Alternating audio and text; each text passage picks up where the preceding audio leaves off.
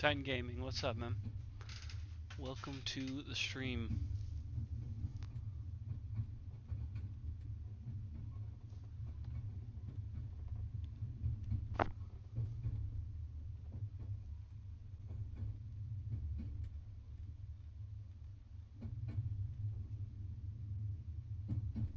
Alright, let's get this started.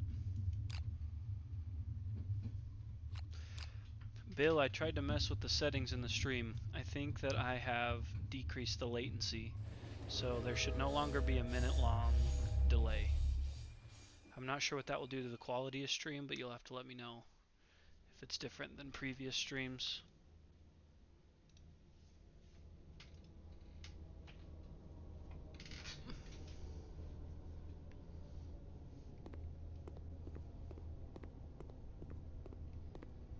3 episodes behind. Love the content. I appreciate that, Titan. It's nice to have you around, man.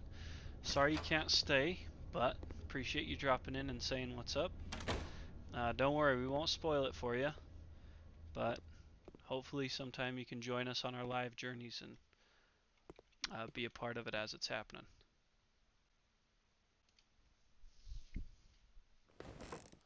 Okay, so last week we decided that we are going to try and track down this level 2 screaming antelope. So I got the showdown board set up. Just wanted to go through after we'd gone live to talk about which survivors we're taking. And then just as a non-spoiler catch-up, we got a bone pickaxe, and a bone sickle last year so that we can choose to observe these special showdown events if we want. And honestly, I think maybe we do want to. I don't know. I don't love herb gathering, to be honest, but mineral gathering can be solid. So as far as I understand, they replace hunt events. So we are going to pull this off. We're going to put that hunt event here. Got your characters ready already? Nice. Yes, do them both. Okay. And then just in case the antelope does something crazy, we're going to put herb gathering on the far side of overwhelming darkness, just in case, because I don't love that one as much, and so we'll see that way. Yeah, we got all our survivors ready. So we'll get... Oh, Bill's got to skip the next hunt to heal his... it was like a double broken arms. So we'll be taking Dump, Lucky, and Varda. And then to replace Bill this week, let's go ahead and take Aragorn. He's one of our new survivors. No, he's got Qatar. Do we have anybody else with sword? Oh, Idril. Idril would be great to take, actually. So we will take Idril. She's already got sword 2. We will give her the red color. She'll be replacing Bill this week. We can just go over to loadout, give her the rawhide. So rawhide and axe, scrap sword, not a dried acanthus, but a bone pickaxe, and the round leather shield. Okay, awesome. She's one of our new kind of Spartan survivors. So herb gathering is awesome. You get acanthus and vermin. Bill, what's the delay looking like? Go ahead and type something. I'll tell you how long it takes me to read it. I'm hoping that it's lower than it has been previously, because that minute delay kind of gets in the way sometimes. 6 seconds, that's not bad. I can live with that for sure. We'll put these guys on the board to wait. Name one Titan. Will do. Let's get that changed right now, Titan, while you're here, because we've got some of these guys that don't truly have a name. This one right here, Titan, we might wait to the end of this year, because the new survivors we're producing come out with 1 accuracy, 3 strength, and 1 evasion. So if we're going to name a survivor after you, I'd like him to have the best stats. So if that's alright with you, we'll plan on naming our next survivor Titan probably at the end of this Lantern year. So the one thing that needs to be changed real quick, Bill, I promised I was being more ready than last week, but this just slipped past me that Bill can't hunt. So this just needs to be changed to Idril.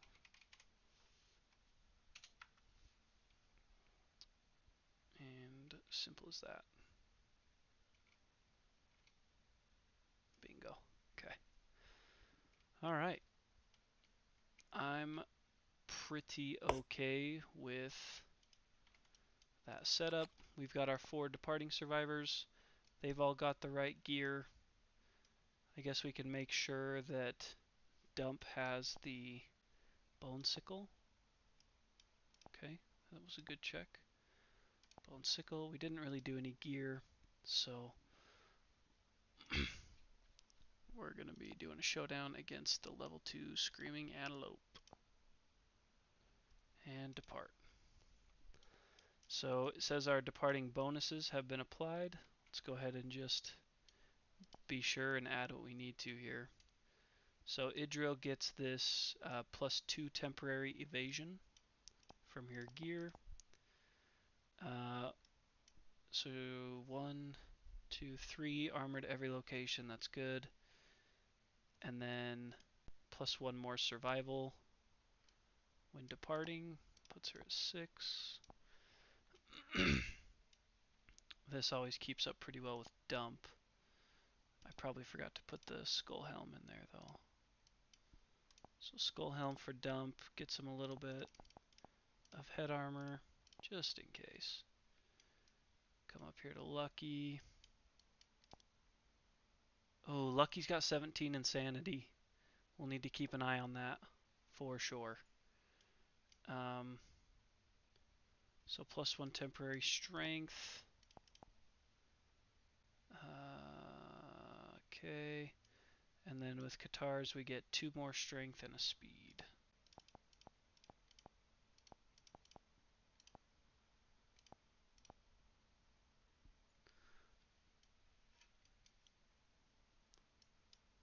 Varda. Varda is good to go. Should have 3 at every location.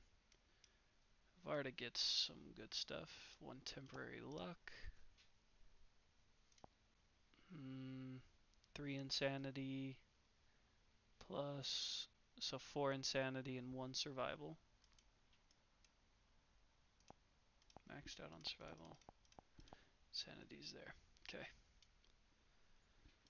Alrighty.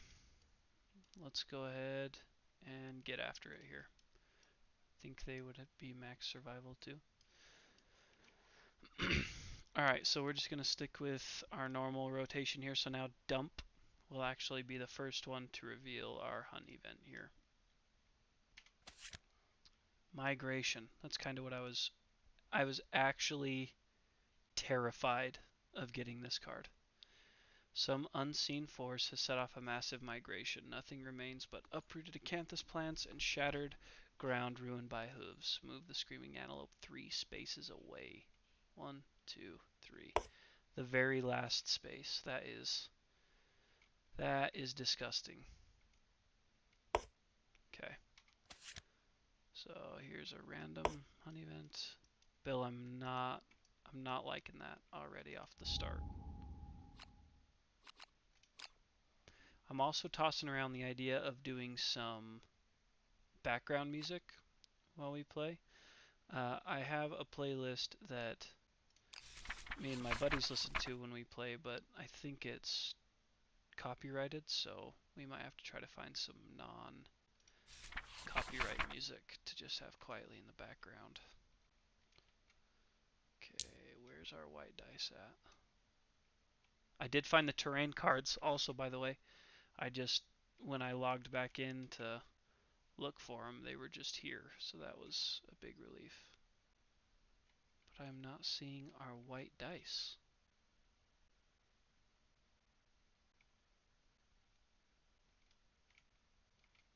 Oh. It must have fallen off the table.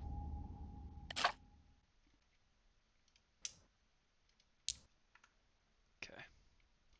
Yeah, your gambler's chest is going to be sweet. I'm very excited for you. Let's see what we got here. 94.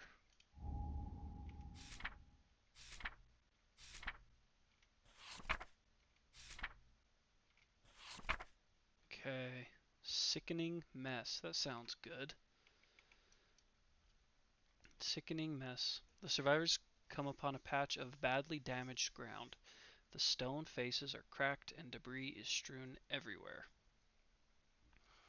Piles of toxic-smelling dung and half-digested viscera litter the area.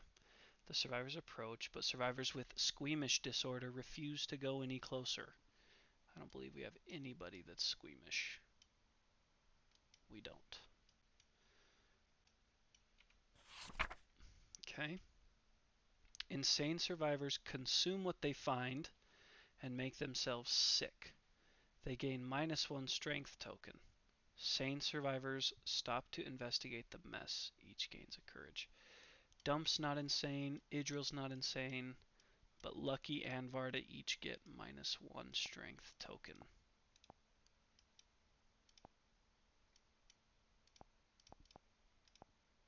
Okay. And then our next ones. So Dump and Idril each gain a courage. Okay, that will bold Dump. And shouldn't do anything for Idril. Let's take care of that bolding real quick. Actually, yeah. No, we'll take care of it after we finish the event. So we'll roll for Dump first. Rolling on that table. Okay, like that. An 8. Ooh, it was so close. Heaving, eyes filled with tears, your sickening hunt pays off. Gain 1 random basic resource and suffer 1 event damage to a random location. Okay, so let's... Oops, that's not the right die. So let's go ahead and roll this. 1 damage to the head for Dump. Nice. And then 1 random basic resource. It's awesome. Okay, and then for Idril here, a 6. Yeah, but is this an investigate table? It is. So if we get +2, then I'll take that head injury away. So Idril gets the 6, which is the same thing. So we get the next random basic, which is a hide, and 1 damage to the waist for Idril.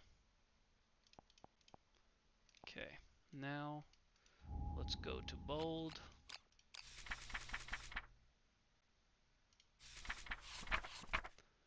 Now, for Dump, this happened during the hunt phase, so they get prepared, which is when rolling to become the straggler.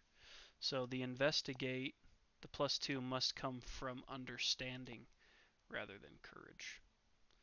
So prepared. Okay. That's the end of that hunt event.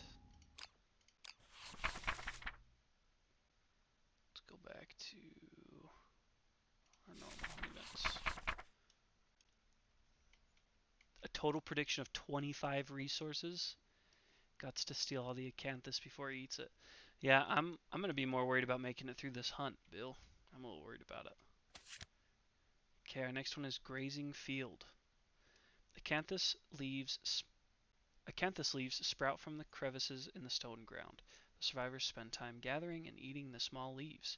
Each survivor may heal 1 hit location of their choice, restoring all injury levels and armor points. This would have been nice at the end. If any survivor has a sickle, they gain a fresh acanthus. Well, it just so happens that we do. So let's get dump that injury point back and Idriel that one back. And let's go gain a fresh Acanthus, and then we have to roll a random event.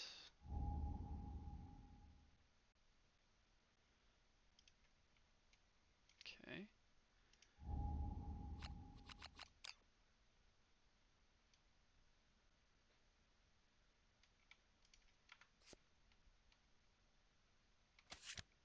Okay.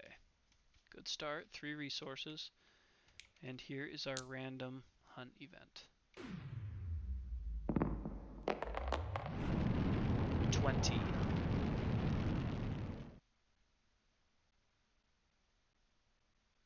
Oh, that's right. It probably should go with them specifically. Okay. And then, what would I say, 20? 20 is dry lands. Yeah, that volcano effect is honestly too much fun. As the survivors press forward, the air turns dry and the ground cracks. The survivors suffer heat exhaustion. Each survivor loses 1 survival. If they're wearing fur or heavy gear, they lose 5. If any survivor has a pickaxe, hello. Thank you, Bill. The survivors break open an interesting looking vein in the cracked ground. Gain 1 iron. Huge. So let's view. So we'll all lose 1 except for our white lion gear, which I'm pretty sure is a D5 worth of survival lost. Right? Each survivor loses 1 except for fur or heavy gear. So we don't have any fur or heavy on this one. So dump just loses 1.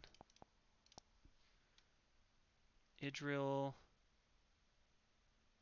does not have any fur or heavy. So she just loses 1. We know for a fact that Lucky has fur and heavy, so it will be a D5. So 1, 2, 3, 4, 5, 6, 7, so loses 2 survival.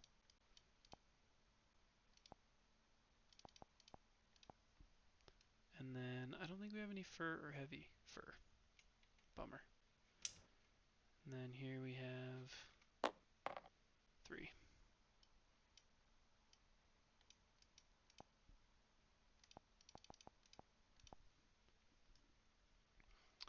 Okay. But we did get an iron. That's cool. You don't get those every day.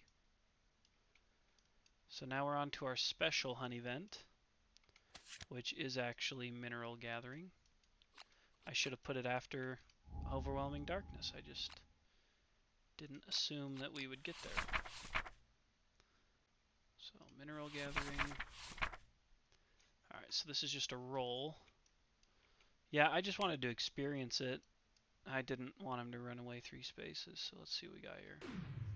Let's see that 10. Oh, no. Are we dead? You strike stone that resembles your own face. It explodes, covering you in blood. Gain an insanity and the hemophobia disorder. And that was Idril. So gain an insanity. That's good, I guess. And hemophobia.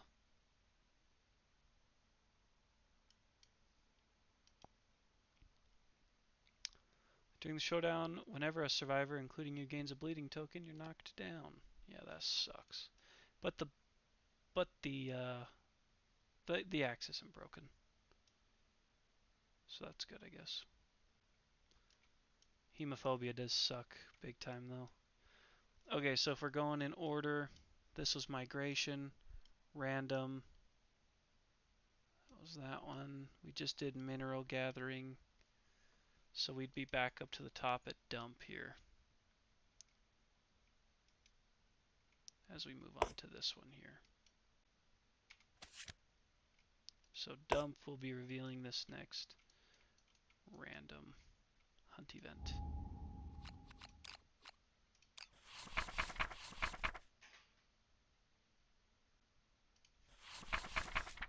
Okay. Get this off the board.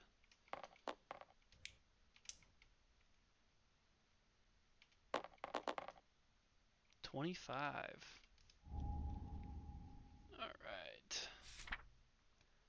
25, Titans in the Dark. Let's take a look here. An ear-splitting bellow marks the passing of a truly titanic beast. All non-deaf survivors suffer monster-level brain event damage. The survivors cower on the ground, lying as flat as possible and hoping they are not. They are simply too small to be worth eating. Okay, so let's do that first. So we all suffer 2. So Dump will lose an insanity and take that heavy. That's really only good for Lucky. Lucky loses 2.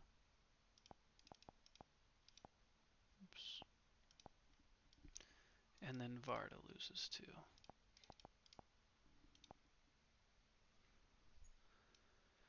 And each survivor will roll a d10. The lowest scoring survivor becomes Straggler. So let's roll these, and then we'll add in our Straggler versus not, or our prepared people. So 4, we know the drill.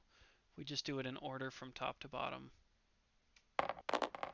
So top is Dump, who is also prepared. So they have 10. And then Idril is 1, 3, and 4. So Idril is definitely the Straggler. If any survivor has noisy gear, each Straggler rolls a d10. Okay, so now Idril's going to roll this one as the Straggler. Bingo. We love that. We love that. You will never stop running from what you saw. Gain +1 permanent movement. Yes. Very nice indeed. Okay. This one scares me. I hate this one. I really do. Overwhelming Darkness. We maybe shouldn't have brought so many freshies out here because it can be... I mean, it can be death for a lot of people that don't have like the strength and or the courage and understanding that they need. I hate Overwhelming Darkness. Okay. Oh jeez. So Overwhelming Darkness here. Insane survivors walk the path of the insane.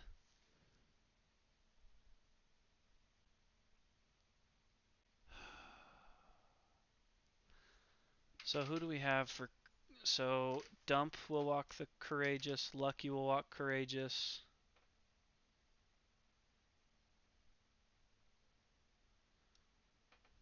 So Vinny, hello, welcome to the stream, my friend. We are about halfway through this horrifically long Screaming Antelope hunt. He ran away from us quite a few steps. So Dump and Lucky get to roll on the Brave. Idril has to roll on the Path of the Doomed. And Varda has to roll on the Path of the Insane. Let's get those out of the way first. Let's do Varda. Varda, Path of the Insane and the Path of the Doomed are nightmares. So we'll roll this one for Varda here. On the Path of the Insane.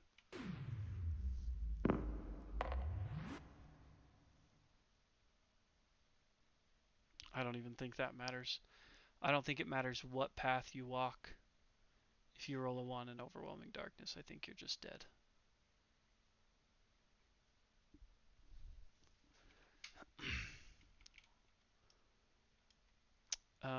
You feel safe and welcome within the darkness. Spend all your survival to shake yourself from the delusion. Okay, wow, thank goodness. We will spend that for survival. Gee whiz. Okay, now we'll do Doomed. Path of the Doomed for Idril. We're going to need to do a lot better than that. Are you kidding me? I don't even know what to say about that. This one might be trouble. Yep. Yep. Nope. Okay, sorry. I'll calm down. A host of translucent moths gently descend on you. Spend all your survival or you're dead. Which Idril has some. We'll just have to take down this antelope without survival. That's fine. I'll calm down. You're right, Bill. It is okay.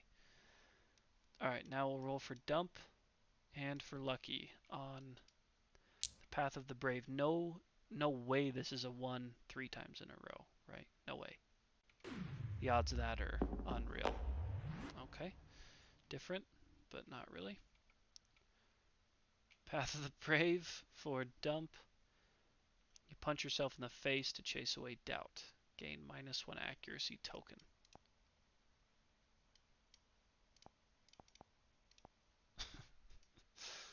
Okay. How about lucky? Is he feeling lucky? Because everybody else must be feeling terrible. Gee whiz. That's a little bit better. 7 through 9. With your lantern held high, you cut through the teeming darkness, suffer 1 event damage to your arms. And for lucky, that is no big deal. I did not love that. Okay, so let's go back here. So it was that one. The event revealer would have been dump. So the event revealer for overwhelming darkness would have been Idril. So now it's going to be Lucky's turn here. Devoured grounds. The stone-faced ground is littered with the leavings of ravenous passing beasts. Half-eaten acanthus plants are strewn everywhere. If any survivor has 3+ understanding, the survivors may skip the next hunt space. Otherwise, roll a random. We do. Lucky has 6, Varda has 3. So it kind of sucks to skip over herb gathering, but we're gonna. No doubt. Because I don't want to roll this random hunt event. Now Varda. Varda is our event revealer now. We have teething. The survivors find a trail of large, rotting teeth littering the ground. Each survivor may scavenge. Roll a d10 on the table. Suffer 1 event damage, find nothing or large flat tooth. Yeah, we're all going to do that. For sure.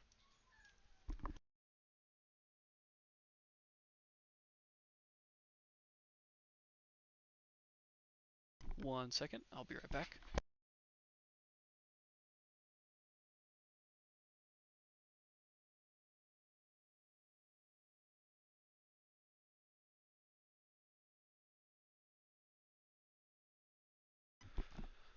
Alright, so let's get back to that. We are rolling for each of our survivors.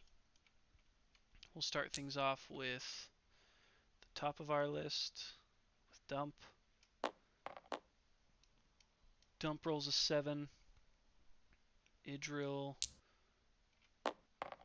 rolls a 9. Lucky rolls a 4. And Varda rolls a 2. 7, 9, 4, and 2. So the 7 is nothing. The 9 is a large flat tooth. The 4 is nothing. And unfortunately the 2 is going to be an arms damage.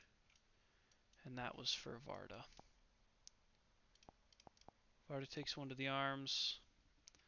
But we're already getting another resource out of it. Where is he in here?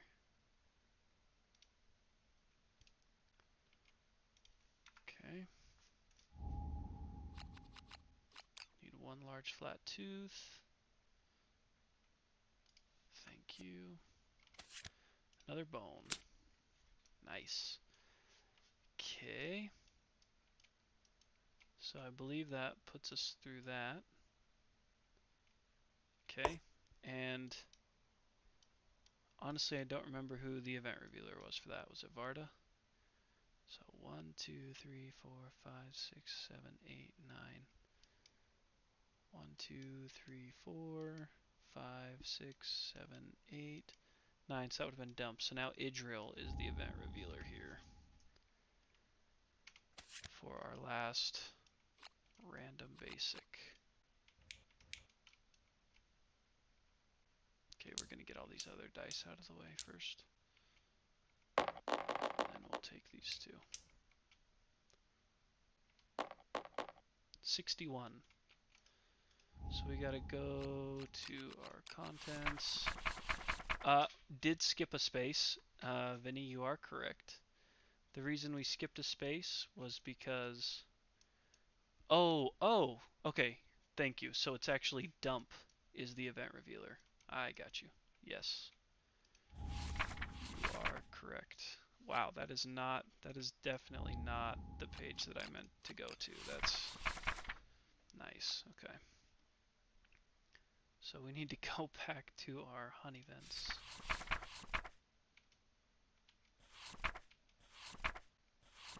I think it's 61. We rolled 61, right? Yep. So frozen lightning. It's interesting. A storm sweeps over the survivors. Deep purple lightning flashes overhead. The bolts freeze in mid-strike and rain down on the survivors as jagged glowing spikes. Each survivor rolls a d10. Okay, we're rolling for a straggler here. Wow. Kind of sucks. Whoever becomes the straggler gets messed up pretty good, actually. Okay. 4, top to bottom. Which one of these is on top? I would say the 8 is a little bit higher than the 1. I don't know. So it's just whether Idril or Dump is the... Honestly, unfortunately, I think it's Idril. I think that Dump is the highest dice there, so... Idril is our straggler, again. And... what was it again? So they archive all fragile gear. They not strangle. Read it closer. The lowest... Each survivor rolls a d10. The lowest becomes the straggler. Right? I'm pretty sure I'm reading that right. A bolt crashes beside the straggler. You're good. It's all good, Bill.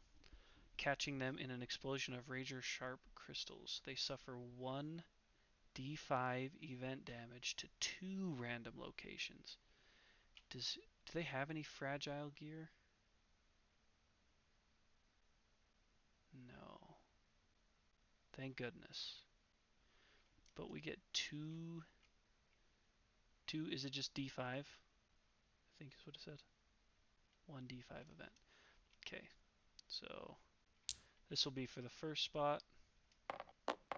We're looking at 3. Yep. 3 damage to the body for Idril. Ouch. And let's see what else. 5 damage to the legs for Idril. So that's all that, along with a heavy hit.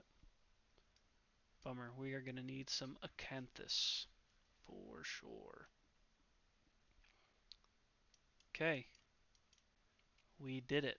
We made it to this sucky antelope. What a turd. That was not, straight up not a great time. So these were our random events that got brought in with us. We also have a strategist, I believe. We do. So we will be bringing in another giant stone face so that we can put that somewhere it will benefit us. Last roll was 61, Vinny. 61 for Frozen Lightning. Okay.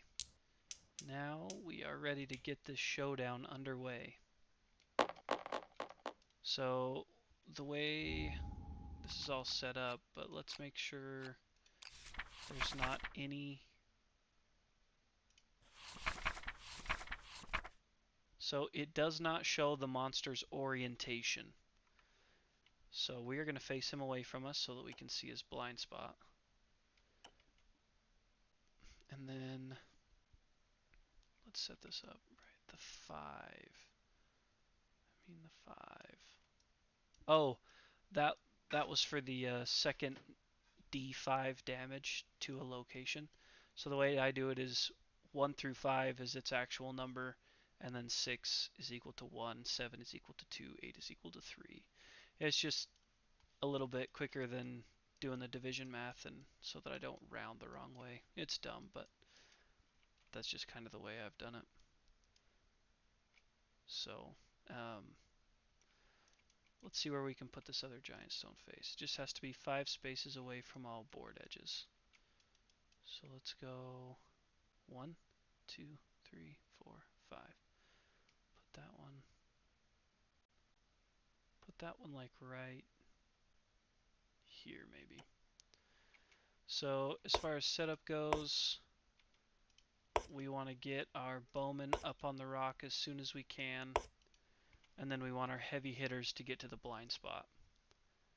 But he's going to come towards us, so it's not like it really matters that much. I like that setup. We got our archer on the... Oh no, there we go. We need to switch those two.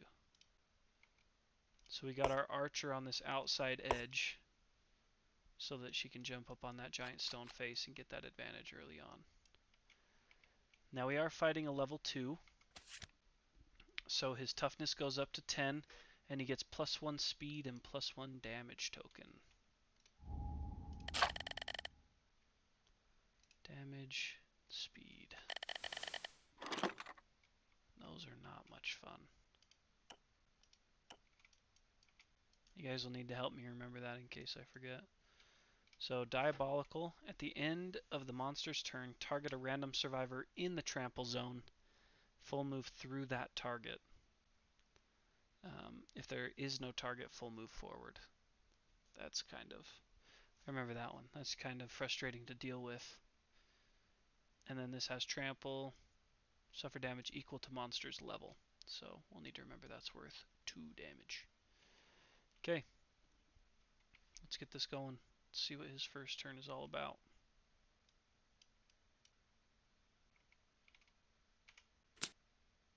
Uh-oh. My game's kind of freezing here. Not sure what exactly is happening. Can't pick stuff up. Let's leave the table real quick.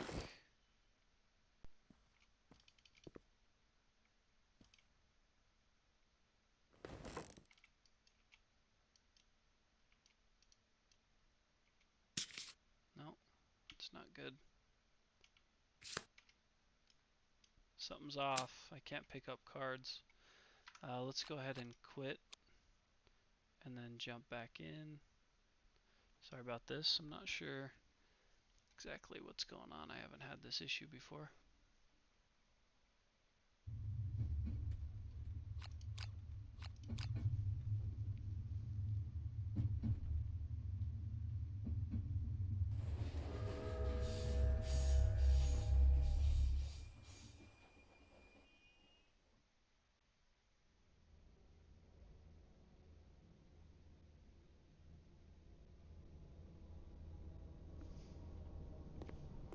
It has seemed to have been a little bit buggier since their last update when they added some Flower Knight stuff, but yeah, this app is very cool. I do like it quite a bit. Hopefully that fixed our issue. Hoping we come right in here and can pick up that card now.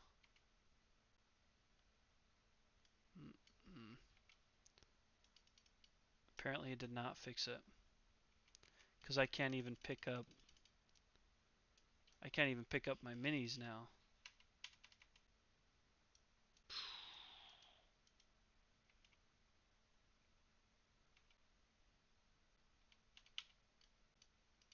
That's not good. Can I just pick up this single card? I can draw it face up.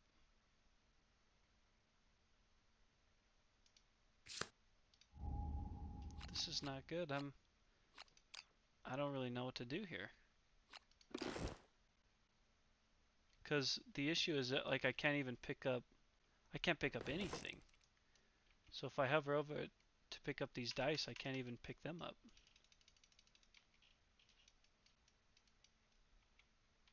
Can't pick up anything in the game now. It's being very unresponsive.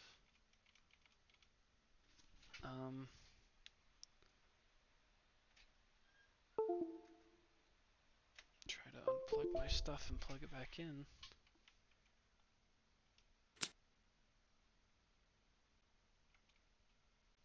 Okay, I can pick up players again. Okay, that's a good sign. I can pick up dice. Can I pick up the card? I just can't pick up this drop pile. Or that one. Can I flip that back over? Didn't mean to do that. That's not right either. Yeah, this whole looks like this whole monster deck got goofy because that's an attack. That's not a hit location. Let me just. Oh man.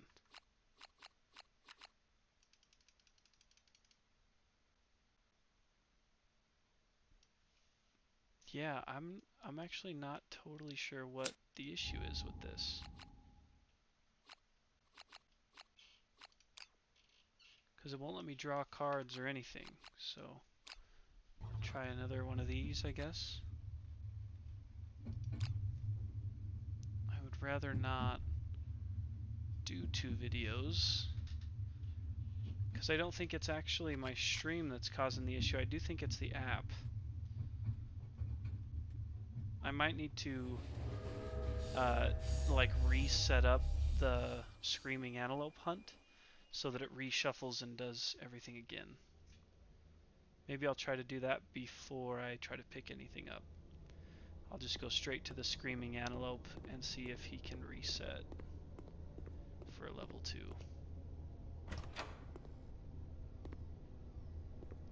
Might be easier that way. So let's just go right to him and have him set up a new level 2 showdown. It'll change some of our terrain.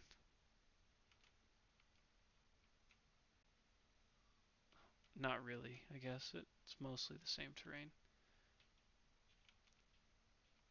And I can draw normally again. Okay. Sorry about that, everybody. That was very strange. I've never run into that before. So let's reorient here the way we want it to be. Which I think goes about like that. Okay. So we're back online here. We've got everything set where we want it to be. We can do the second stone face again. Which I guess we will, just in case we run into some crazy circumstances where they gotta move around. But other than that, let's just go ahead and get this. I guess I gotta get him the damage tokens and stuff real quick. Damage and speed.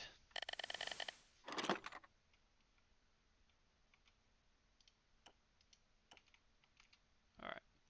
So, Antelope's first turn, he turns over Lone Rampage. The monster unleashes an awful wail to signal its terrific rampage. All non-death survivors suffer 1 brain damage. Which is okay for Varda. Okay for Lucky. Not okay for our other 2. They will both suffer some brain trauma from that. So we have to go to the brain trauma table. I gotta be careful on this one because it is, like, I'd definitely get banned on YouTube for showing this stupid page. So we'll go brain trauma and back out. And we will sneak around the side here. Okay. So let's go for dumps brain trauma first because I already have that heavy hit filled in. Dumps brain trauma says this.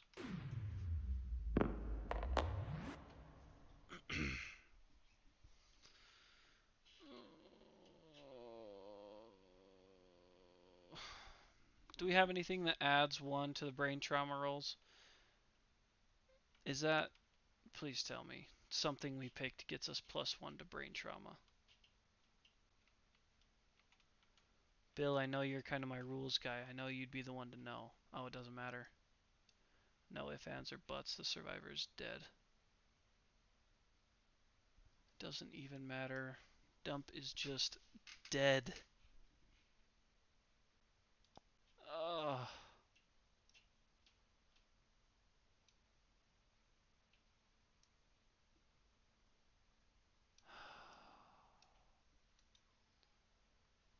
Nothing we can do about it. I don't think we have anything. I mean, maybe we have +1 to brain trauma rolls, but is it +2? How is it? We add 2? Is that a philosophy or something? Principle? Which one is it, Bill? I don't remember. Is it like death or... Okay, well, I mean, obviously I'm going to listen to you because I know we've had this debate before. I just don't remember where to find it. So we lose 2 weapon proficiency levels, which is a bummer because we just got there with the bow. I just don't remember which principle it is. And I don't have them out right now. We can look here.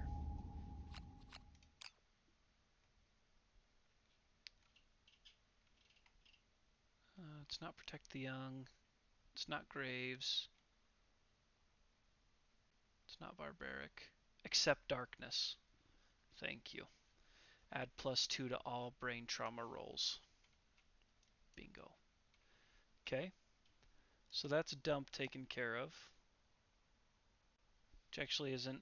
I mean, losing the weapon proficiency sucks, but it's nice because they don't even get a like a brain thing from that. And then Idril as well.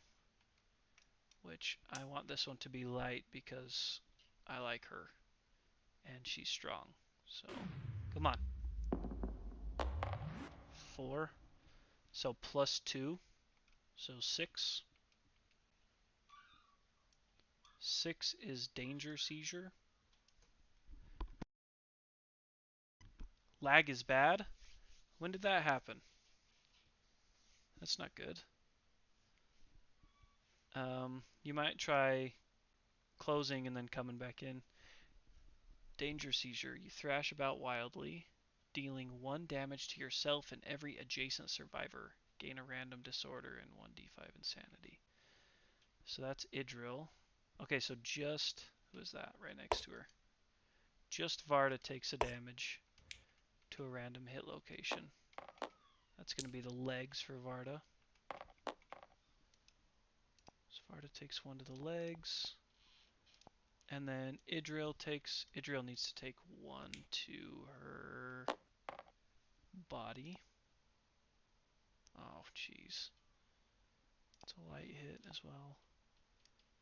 And 1d5 insanity and a disorder. So 1d5 insanity says 2 insanity.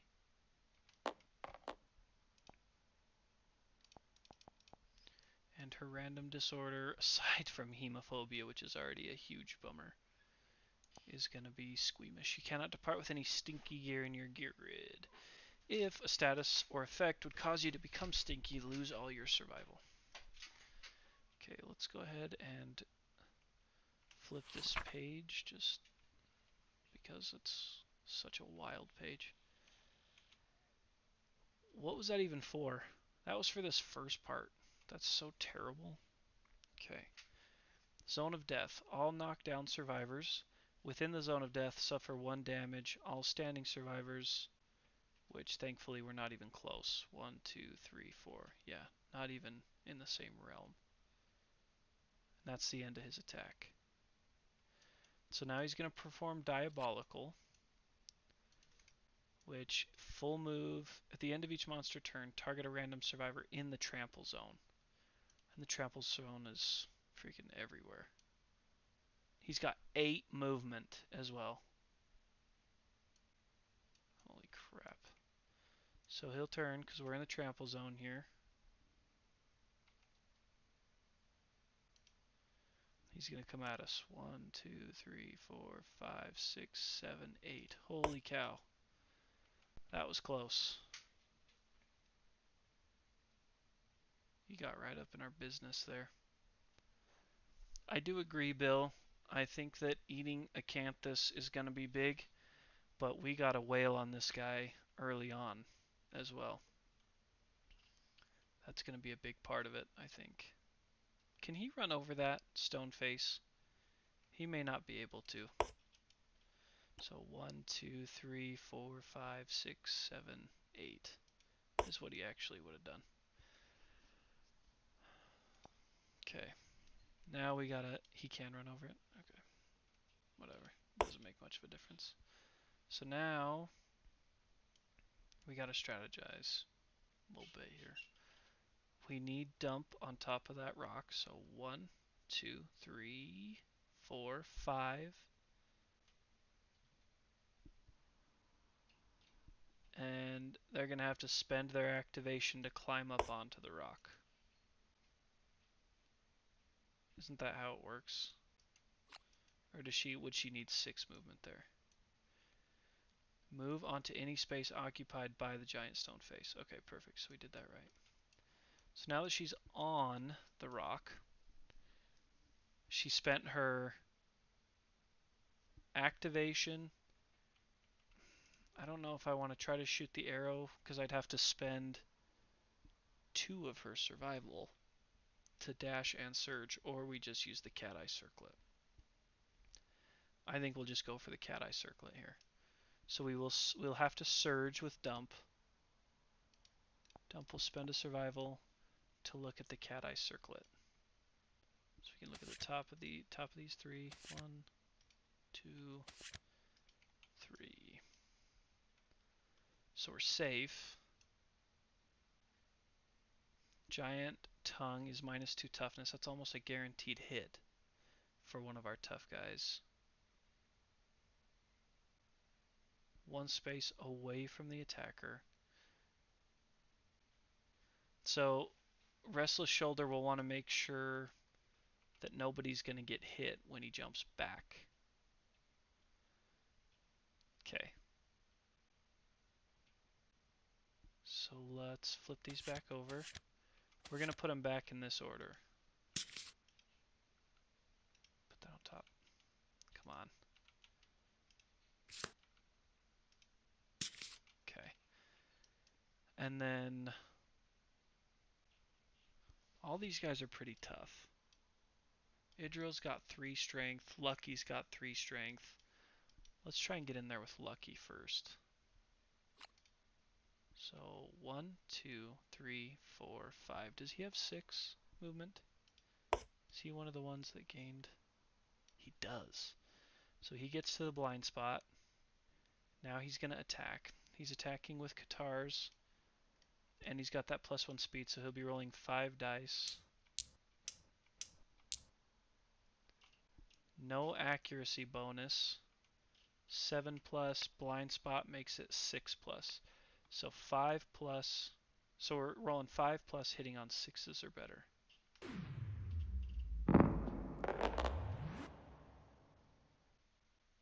One, two, 3 hits. Okay. We just so happen to know exactly what those 3 cards are.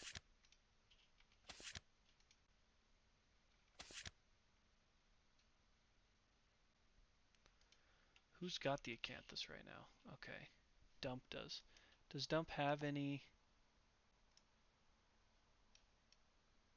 Where did we get that -1 accuracy from?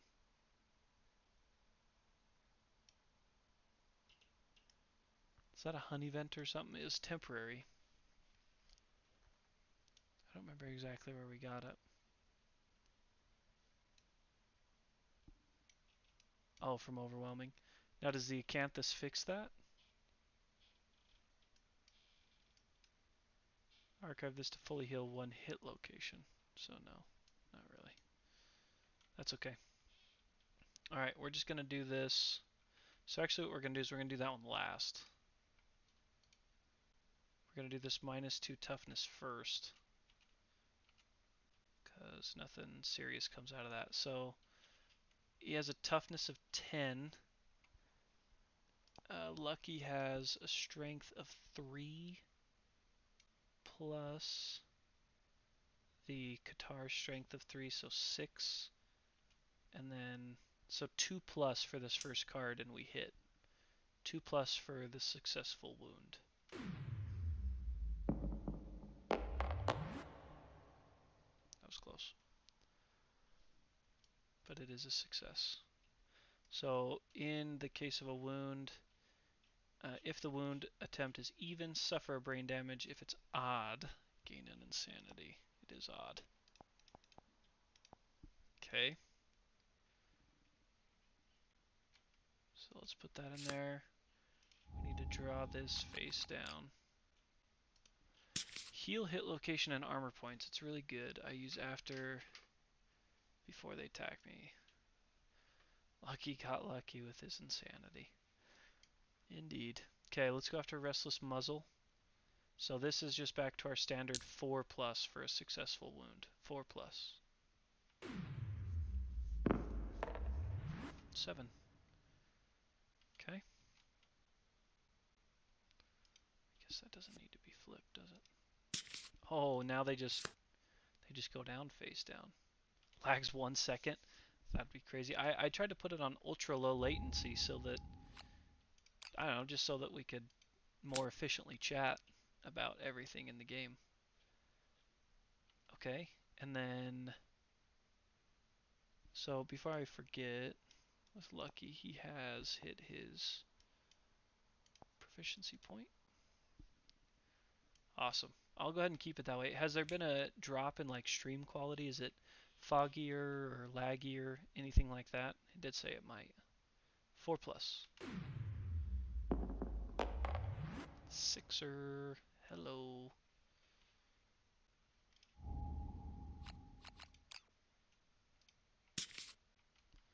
An ultra successful attack there from Lucky. We love to see that. Wait, whoa, whoa, whoa. Sorry. I think that was the... Let me draw that one again. That's the jump back. Your blow clips the Screaming Antelope's shoulder and it jumps back. Turn to face the attacker, then without turning, move 1 space directly away, which is exactly what we wanted to happen. Because now we got some blind spots open for our other attackers. 1, 2, Varda. Varda is attacking with this dang bone axe in the blind spot, but Varda's got that +1 accuracy as well, so she'll be hitting on 4 plus with 2 dice. 2 dice, 4 plus. 1 hit. It is a first strike location. The Screaming Antelope's massive eyes glisten with human-like fear. If the attacker is insane, Varda is insane. Cancel all hits and end their attack. Cancel all those hits and end the attack. Varda has no survival, so she cannot surge. Let's see if we can do something with Idril here. Idril, let me put that dice back down, is swinging the scrap sword with +1 accuracy and in the blind spot, so she'll be rolling 2 dice, hitting on 3 plus. 3 plus here. 2 hits. 1, 2. Okay. Okay, this Restless Inner Thigh is good. This wound, roll a d10 for each survivor currently in the blind spot. On a result of 3 plus, they are brutally back kicked. Suffer 3 damage to a random hit location. And knock back 5. Let's go after this Restless Inner Thigh first. Our Fist and Tooth person died a long time ago. Dump, our archer up here on the rock, spent a survival to use the Cat Eye Circlet. So we'll do this Restless Inner Thigh first. Idril has a strength of 3, plus the Scrap Sword strength of 3, which puts him at 6. 6 total, so 4 plus. And we are scoring the hit.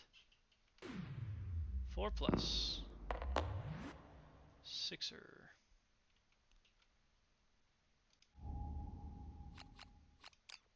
good for a hit. And then as a result of that, Screaming Antelope gains a -1 movement token.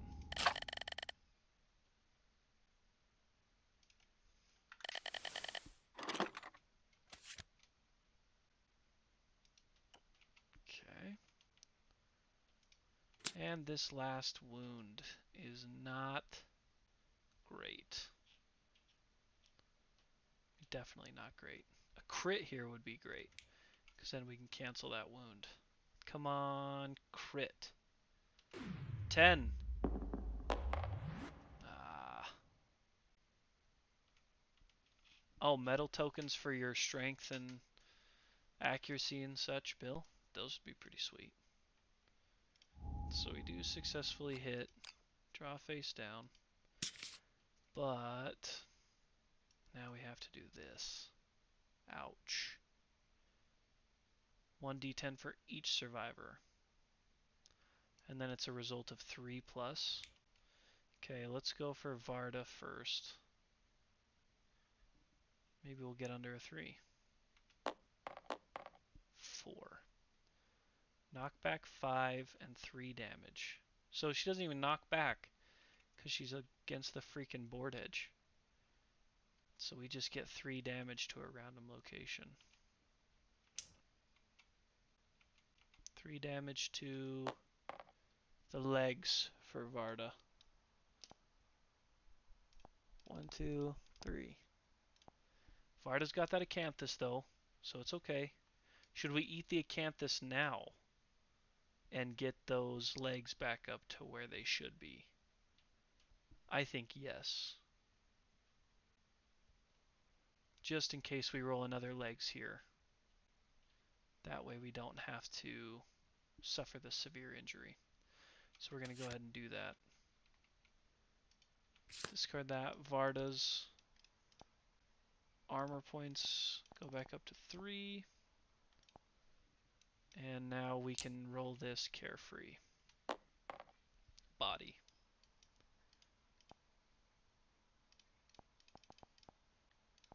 Okay. Now we have to roll for Idril. And I would really appreciate it if this is a 1 or a 2 here. 7.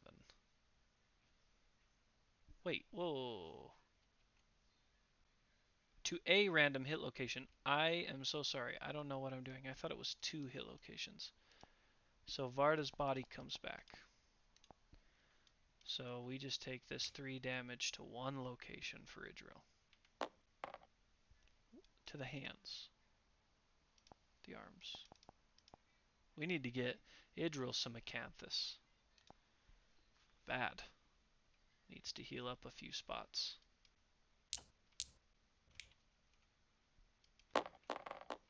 So Idril and Varda are out of survival, so they can't dash or anything. So that's probably just where we have to end our turn. Gotta pass it back over to the antelope. How many health points does he have? 15?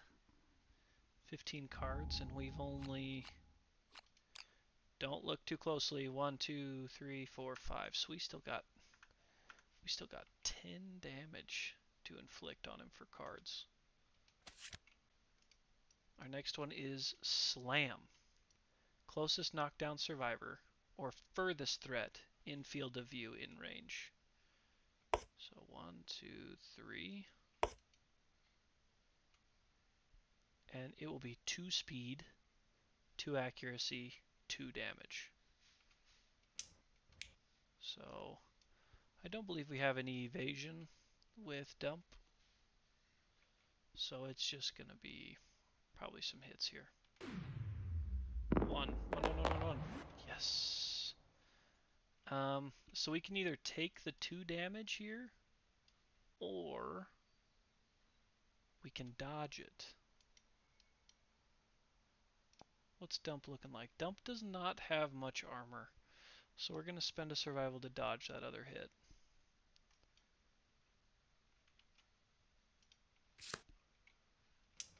If it was anybody else, I probably would have let him take the 2 damage. So now he's got to do his diabolical crap. At the end of the monster's turn, target a random survivor in the trample zone. Full move through that target. So, I mean, he's going to come for Lucky, right? Or can I send him this way? But if I send him after Lucky, I think I could dash and get out of the way.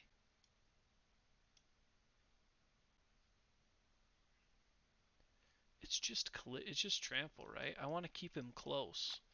So I almost just want him to turn and run into Varda, take that 2 damage so he stays right here. Yeah, Dump has traumatized, but that's only whenever you end your act adjacent to the monster, and it's the monster's act. Because it moved there to attack, and now it's running away. So as long as Varda didn't end her attack there, then she's okay. But I think that is what I'm going to do. So I'm going to move 1, 2...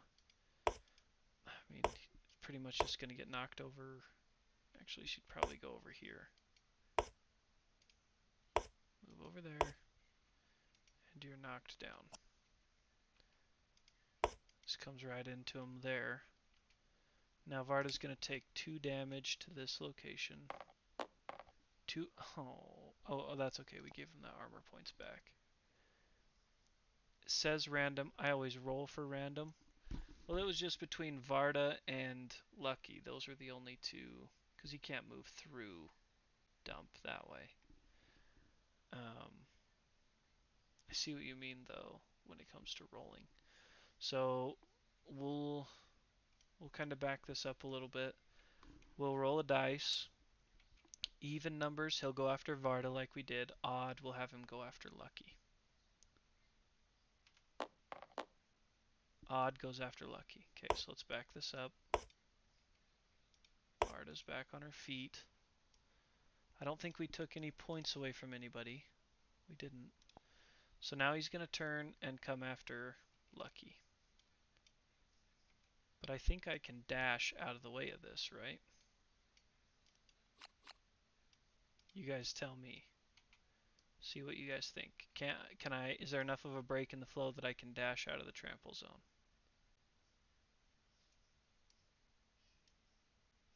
Is that a flow arrow there? Pretty sure it is.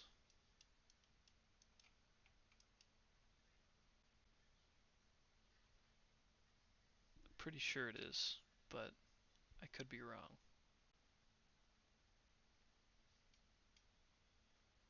The big question is, can I dash?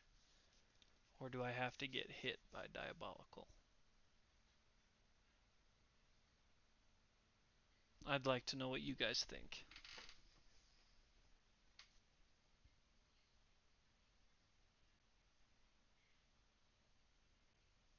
Can dash. Well, if I can dash with Lucky, I am going to dash with Lucky, because he's got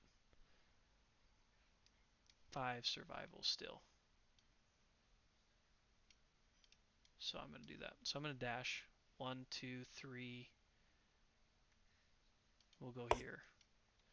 Then he's going to do Diabolical. 1, 2, 3, 4, 5, 6, 7. Okay. And that's the end of his turn. So I left Lucky there because I'm maybe thinking Lucky can attack. Dump is, I'm sure, out of range. 1, 2, 3, 4, 5, 6, 7, 8. Dump is not out of range because that stone face gives him +2 range to her range of 6. But let's jump over here and eat some Acanthus. I think Idril needs some really bad. Yeah. So 1, 2, 3, 4, 5. Let's spend our activation to search this Acanthus with Idril.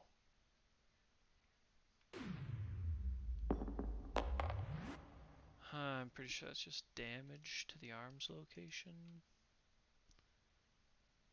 We don't have a sickle, do we? Is that what this is? What am I doing?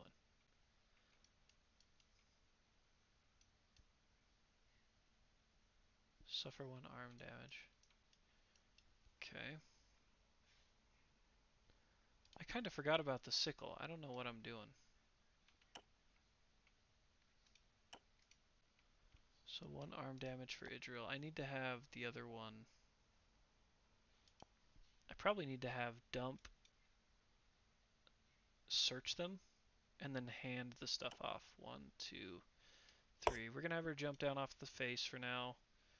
And we're going to have her search that acanthus plant. So now she gets 2 to add them together because she has the bone sickle. 17. Gain a fresh acanthus. Yep.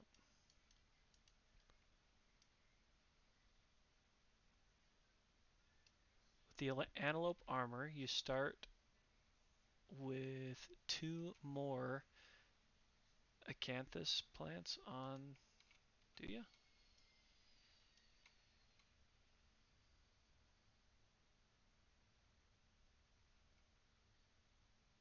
And what makes you think that, Bill? You read it somewhere, huh?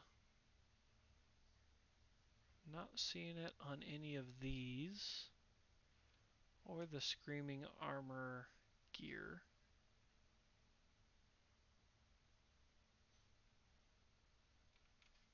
Where did you read that at?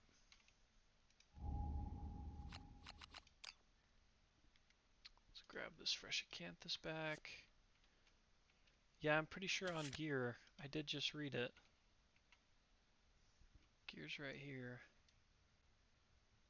Or on the gear here. +1 to severe waist injury rolls. When you activate terrain, you may add +2 to your roll result. Is that what you're talking about? Oh, I thought you were saying add to terrain tiles. Okay, I see. So add +2 to our roll result. What did we roll? A 2? So that would have actually been a 4, which is just find nothing. Okay, cool. So let's give that arm. Oh, but that was Idril that searched, not Varda. Okay, so that wouldn't really affect us. Okay, so we put that down. We have the strange acanthus is now with Dump. I don't really want to spend that. We'll see what we do here. 1, 2, 3. No, it's okay, Bill. I appreciate what you do, helping me out with everything. Gloves. I knew what you meant, Vinny. We were on the same wavelength. I got you. So Lucky's gonna go at it again. Oops, with the guitars. And we're looking for 6 plus with 5 dice. Oh, ugly.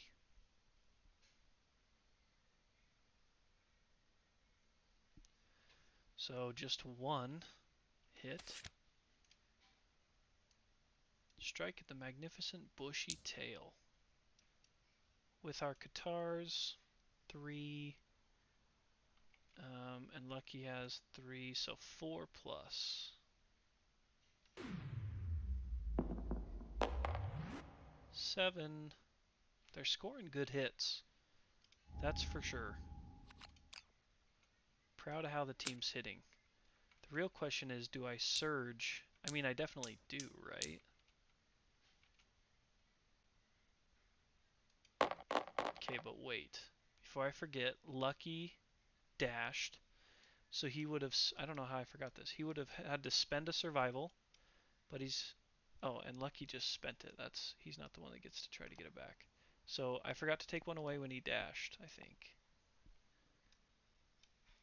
And we're going to take another one away here as we surge. We're going to go after him again. Looking for 6s.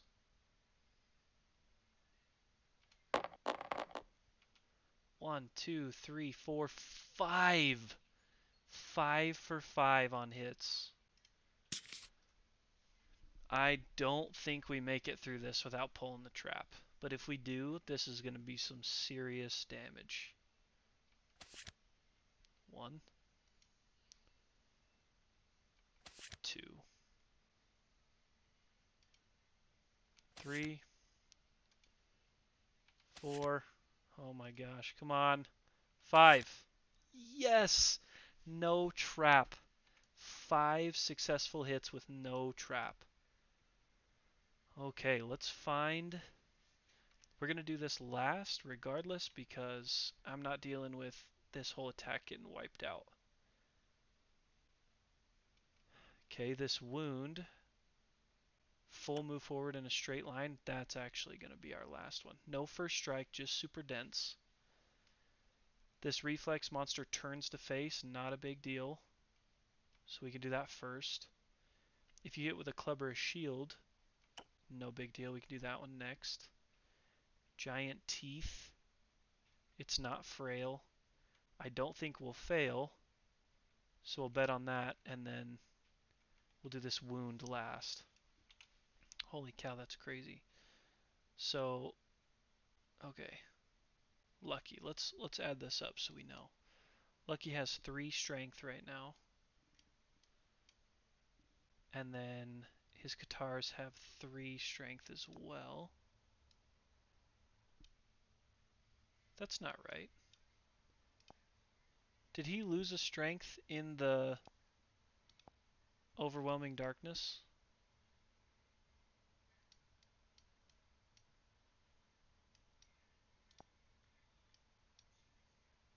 Yes, he and Varda did. Okay. That's why he's -1. That's why he's -1 strength. Thank you for the rhyming. Okay, let's go after Restless Flank first. So we will be succeeding on 4+ when it comes to these rolls.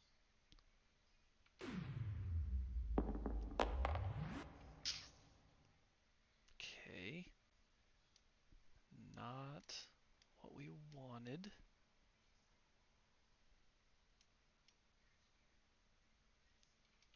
Not the way we wanted to start, but so reflexes, he turns to face.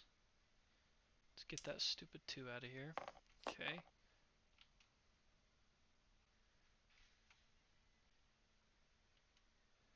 And then now we're going after this Restless Ear. 4+. Come on. Okay. We're back on track. Draw face down. Giant teeth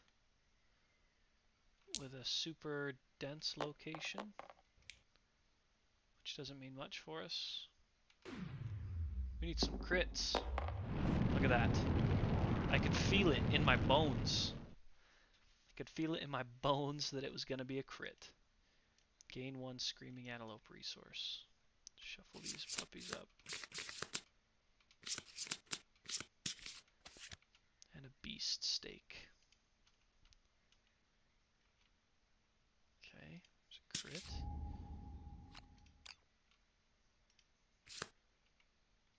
We still got 2 more attacks, hopefully. This, we just need the 4+ to not fail here. No problem. Yes, and we are using the Katars. That's another crit. Because the Katars are deadly, +1 luck. Another crit. I would have rather used it on this wound so that that wound didn't take place, but gain 1 Screaming Antelope resource. Twitching Tiny Fingers rain down. All adjacent survivors gain an insanity. Not what we want for Lucky. But that is another resource. Tooth. Oops, that's the last one we have to roll. And then let's put this away. I don't believe I've taken... Guys, did I take one away from this? Help me real quick. I don't think I've taken one away for that crit.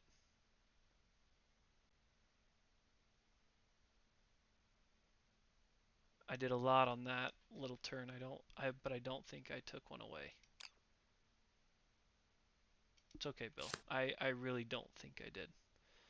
So this last one has a wound, so we either need to fail it or crit it.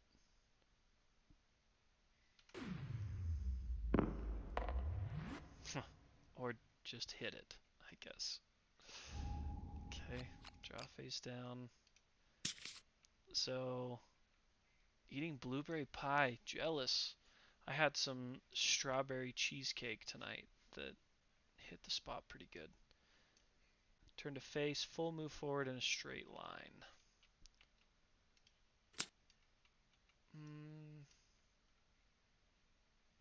See, but we can't dash out of the way of this, so we'll be knocked down. 1, 2, 3, 4, 5, 6, 7. Lucky's now knocked down. Ooh, but that does put him in range of Varda now. Varda can be pretty nasty as well. Okay, so that's it for Lucky. Dump. Does Dump have any survival? Does. So we are going to Surge with Dump to use the Cat Eye Circlet to look at these next 3 hit locations. 1, 2, 3. Wow. So this reflex has a zone of death. We do not want that. Oh my gosh. These all kind of suck. Varda's got that 2 strength. Yes, trample damage. Thank you, Vinny. Which is worth 2 to Lucky's body.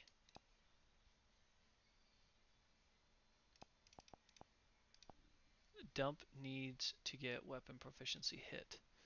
Yes. Are they the only one? Varda does too. These are ugly.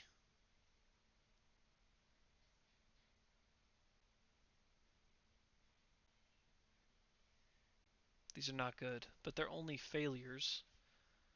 So I want the Ferocious Spasm to be on bottom just in case I can hit it with the Bowman next round. So I guess we'll just make Varda prove their worth here. Varda's going to run around because Varda hasn't taken a turn yet. So 1, 2, 3, 4, 5. I got to keep in mind Diabolical. So 5. Varda's in the blind spot, attacking with the Bone Axe. Hitting on 4 plus with 2 dice. 4 plus. 8 and 9. 2 hits. I mean, both of these end the turn if we fail. But this one ends it a little better. So let's go after Gnarled Horns to start. Varda's Bone Axe has a strength of 3. Varda has a strength of 2, which puts it at 5. So we will be hitting on 5 plus.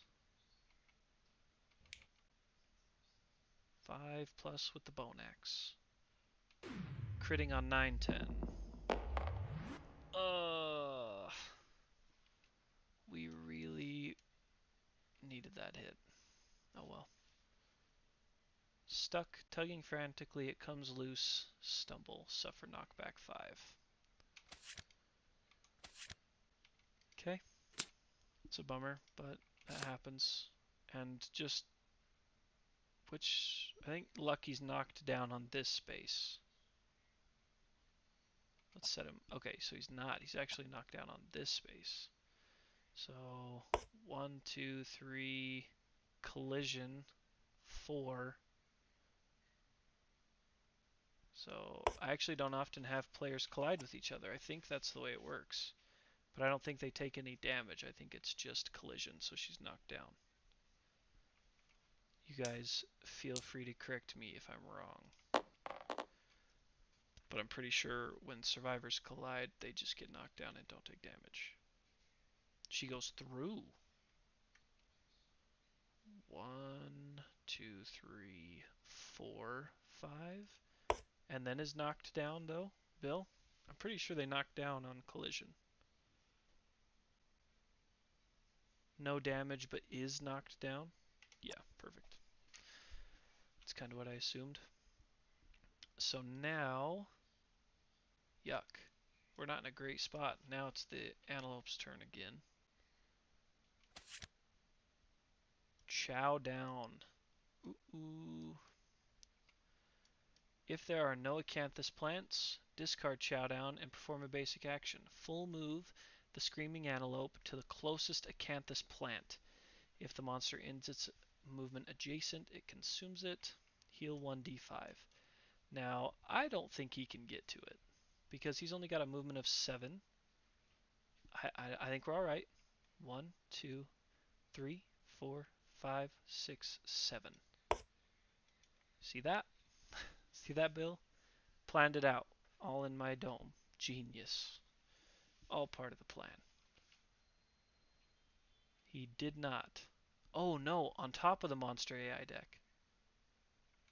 I forgot about that part. Okay, but that's alright because he's still going to do his Diabolical. Full move through the target. If there's no target, full move forward. He can climb over Stone Face. What do you mean? Can you?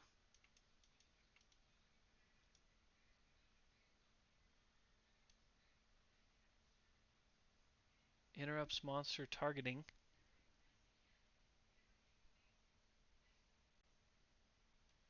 Only impassable for survivors, huh? I'm not sure.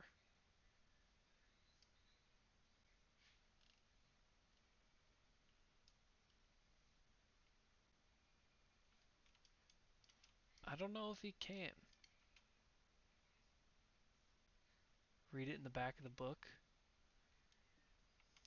Read what? Impassable?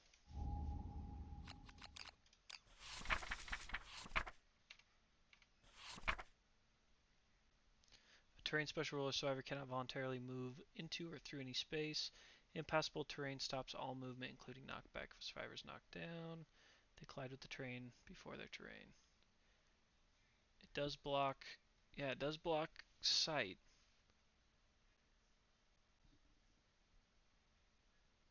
I'd be curious.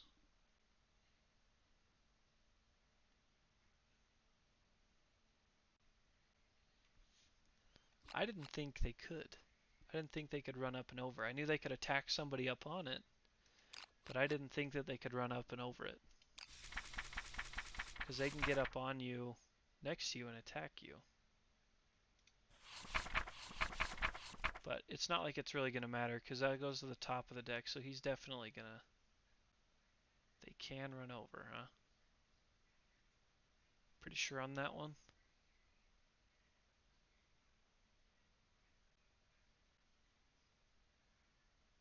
Okay, that's fine, Bill. 1, 2, 3, 4, 5, 6, 7 is where he was. Well, we'll play it like they can run over. It's Kingdom Death. It's the rule of death, right? You gotta pick the deadlier thing. Okay, 1, 2, 3, 4, 5, 6. Okay. So he's gonna eat that. And then heal 1d5 number of wounds. How about 5 wounds to be healed? I hope you're right, Bill.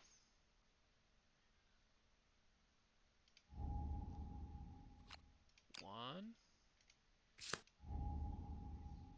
2, 3,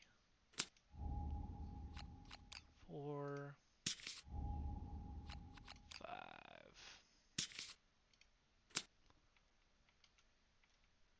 Okay. So then to end his turn, he's going to full move the other way. 1, 2, 3, 4, 5, 6, 7. Okay, that's the end of his turn, so we stand back up. And it is now our turn to get after it. Dump and Idriel, I don't think either of them have any survival. Dump does. So Dump will, let's see, 1, 2, 3, 4, 5, 6, 7. So he's not going to be in range of that acanthus plant, right? 1, 2, 3, 4, 5, 6, 7. Yeah, he's not in range of that one. So Dump's going to go 1, 2, 3, 4, 5, dash, 1, 2. Dump's going to spend a survival, but that's okay. She's the one we want searching acanthus plants anyways because she's got the sickle. So she gets 2 dice. 15, plenty. So we will harvest that.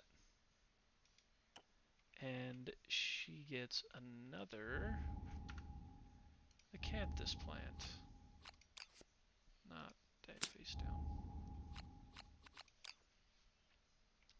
Okay, so we get another acanthus from that.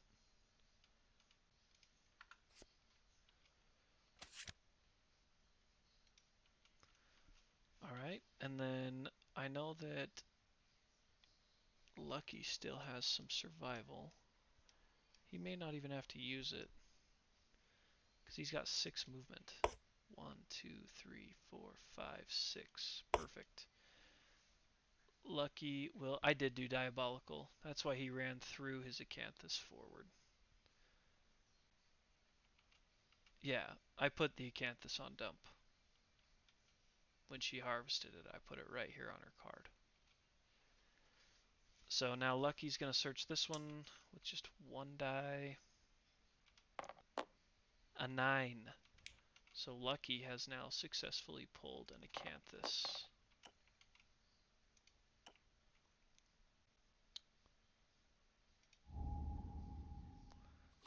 We will... No, Vinny, don't be sorry, man. I honestly could not do this without you guys. I just get in too big of a rush. So you guys keeping me honest and on track is huge. Please don't ever apologize for, being here and helping me out. Honestly, it's amazing.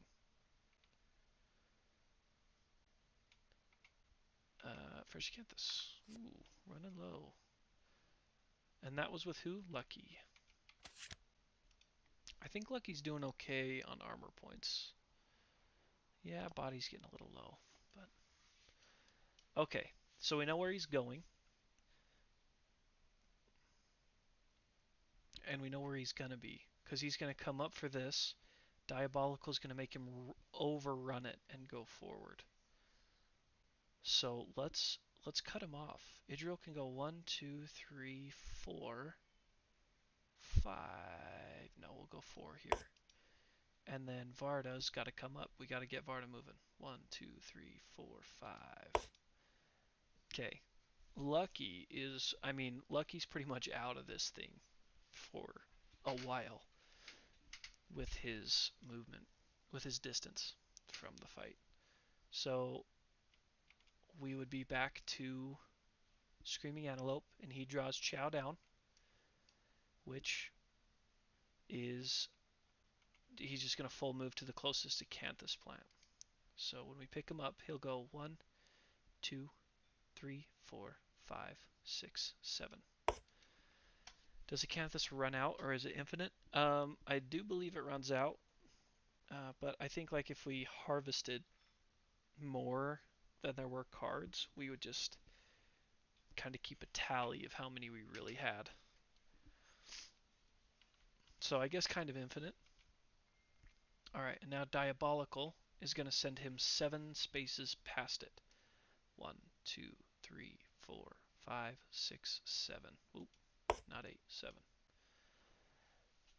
Alright. So that's the end of his turn. Lucky's got to move. 1, 2, 3, 4, 5, 6. 1, 2, 3, 4, 5. Okay, Lucky is in range for a dash if we want him to attack. Or just to get up there and eat this. because Dump has 1 survival left, but I would not mind peeking at the AI. I wouldn't mind peeking at the AI, dang it.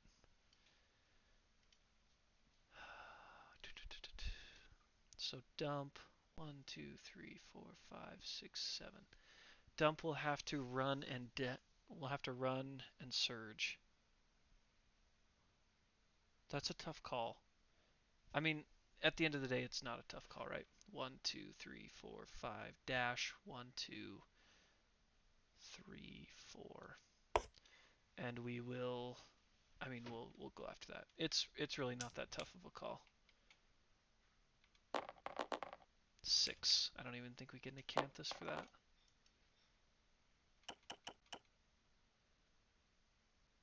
Gain a survival. Nice.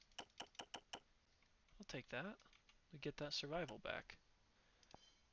So we just don't even have to take it away. We do want to hit the trap with the archer. That is true. We also want to hit this next card with the archer because it's that nasty reflex that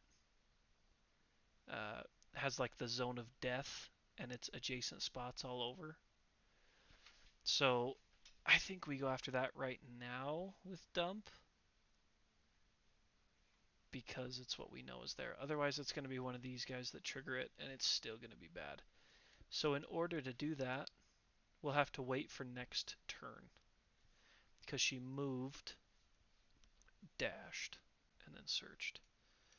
Did we decide, does this arrow, can we shoot this arrow with just 1 activation? Or do we have to use 2 activations like shooting the bow?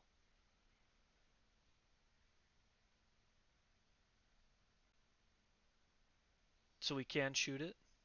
We would just have to surge, right? Ugh. I don't know if I want to spend our surge on that. Do I?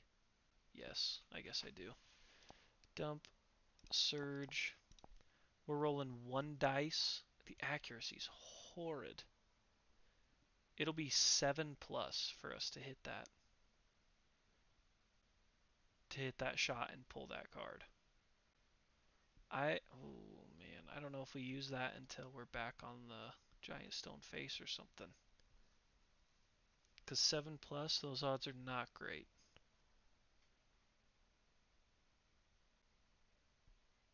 Vinny thinks it's the bow's activation. I think either way, we're not going to do it this time around. So we're going to take that surge back because I don't like... I mean, the odds on a 7+ are just not good. Okay.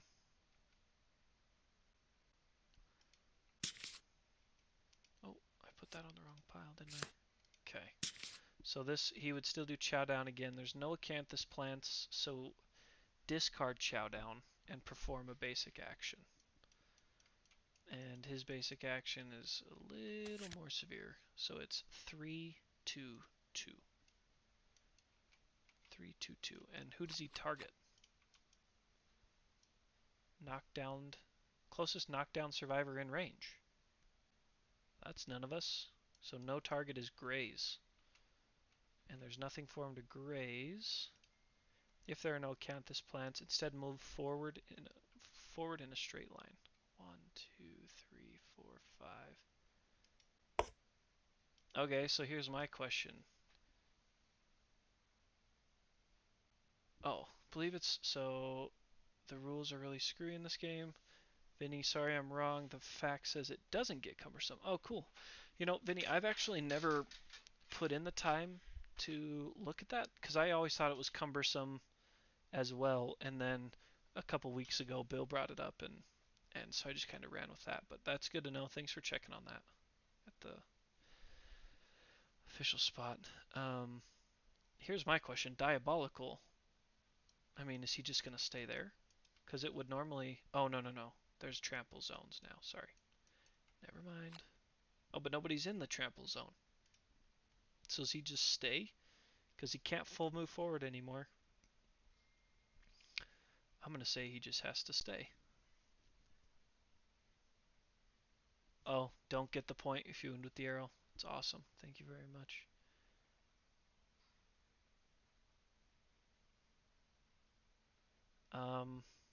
Now it's our turn. I don't want anybody but Dump to trigger that arrow effect, that reflex. So, oh, let's just use, so let's move 1, 2, 3, 4, 5. So we'll move there, and then we'll just use our activation to do the cat eye circlet. Look at these, see what we're dealing with. Exactly, Bill, cat eye. Okay, there's our trap. Okay. If you hit with a clever shield, this is a nasty reflex.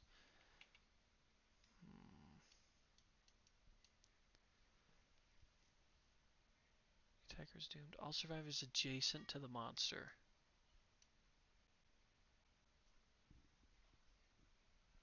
Directly away from the attacker, straight line. Okay. So, oh man. Unfortunately, that's our only bit of range that we have.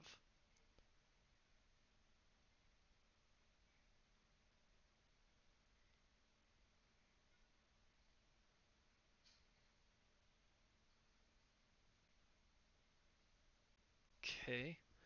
So what if we... This feels so wrong. Let's just put the trap on top. And we'll move 1, 2, 3, 4, 5 for blocked line of sight. 1, 2, 3, 4 for blocked line of sight. None of us are threats. 1, 2, 3, 4, 5, 6. We're in range, but I don't think. I think if it interrupts line of sight, unless it's some special card, it's gonna pretty much trigger him to graze. Because if he can't draw line of sight, he can't attack us, right? That seems strategically sound until he pulls a card that doesn't require line of sight. Let's give it a go. I like that. Wait, flip that. Don't look at that. Before we do that, who hasn't moved? Lucky hasn't gone anywhere. I don't really want them all to... Man, like if I move everybody like this, and then he diabolicals right through the middle of everybody, that would be catastrophic. So let's just move him here. It's more or less the same. Okay. And now we'll flip this back over. So we have Gore. Full move in the direction the monster is facing. Turn to face the closest survivor. So, I mean, I guess technically these are the closest survivors. So he would just turn to face. But he's already full moved.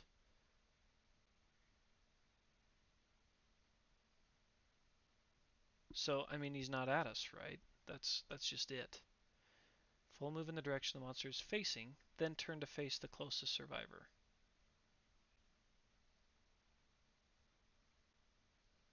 This card's kind of weird. So I think he just full moves. He already full moved. So there is no random survivor in range. So I'm pretty sure that's it.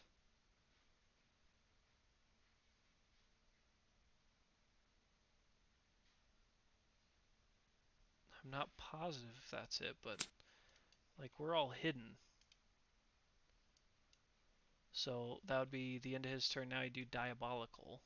Which go 1, 2, 3, 4, 5, 6, 7. Yikes. We gotta scatter the roaches here.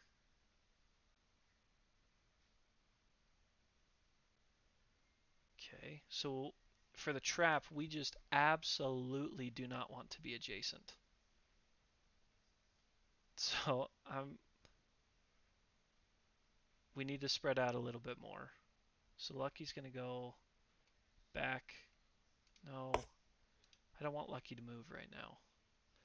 Idril needs to move. 1, 2, 3.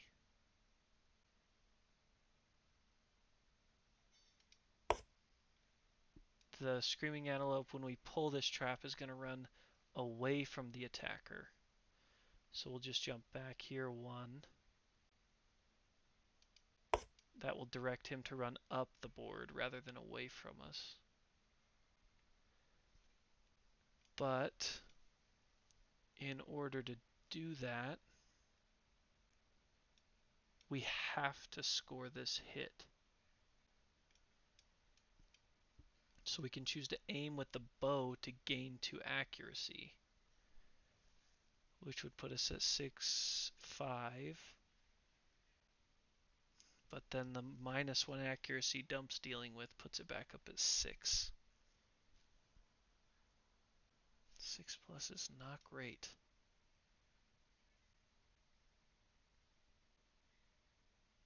At that point, we might as well just shoot. No, because the arrow would go to 7. Oh, it's ugly. It's not great. 6 is a 50-50. You're not wrong. But if we miss, we're in a bad situation.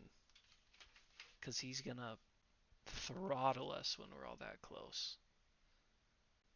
Okay, Dump, it's time to clutch up.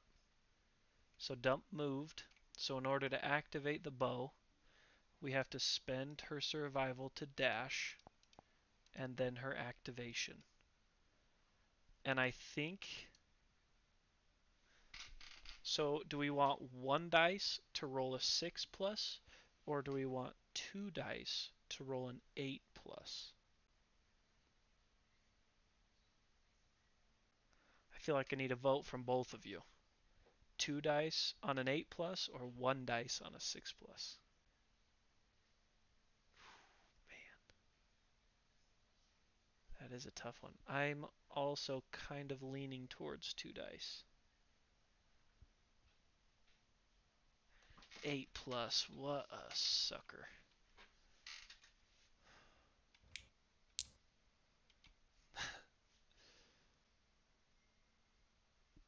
Okay.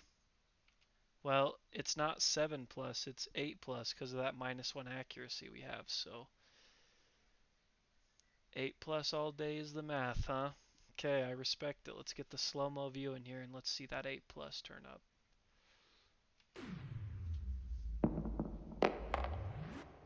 Oh,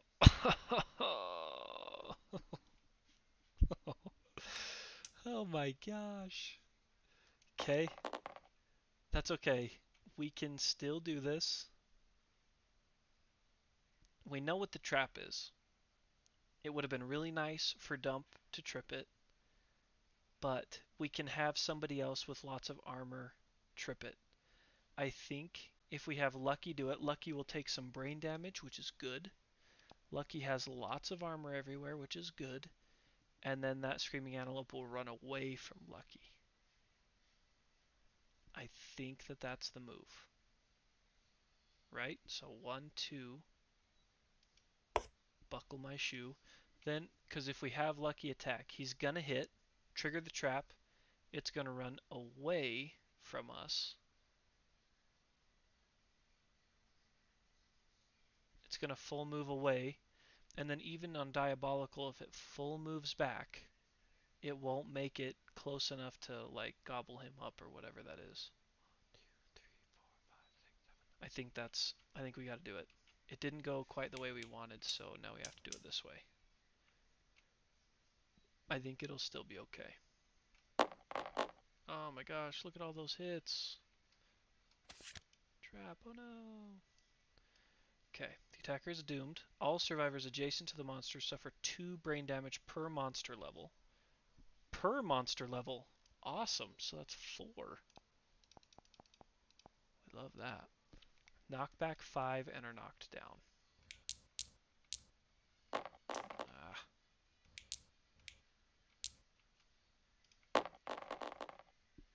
One, two, three, four, 5. knocked down.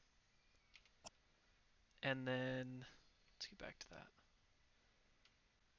The monster lands on its belly, begins to slide on its teeth. Turn the monster directly away, full move in a straight line.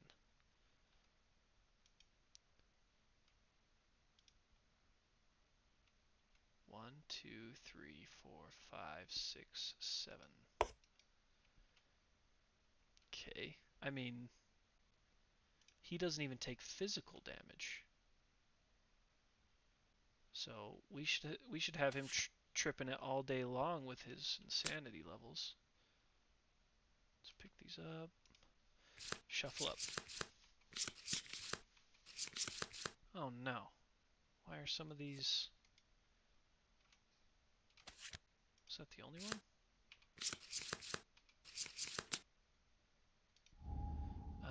I have to... Some of these are in the wrong direction. So we gotta find it. Okay, weird. You guys saw that, right? They were in like the... That one! Why is that a thing?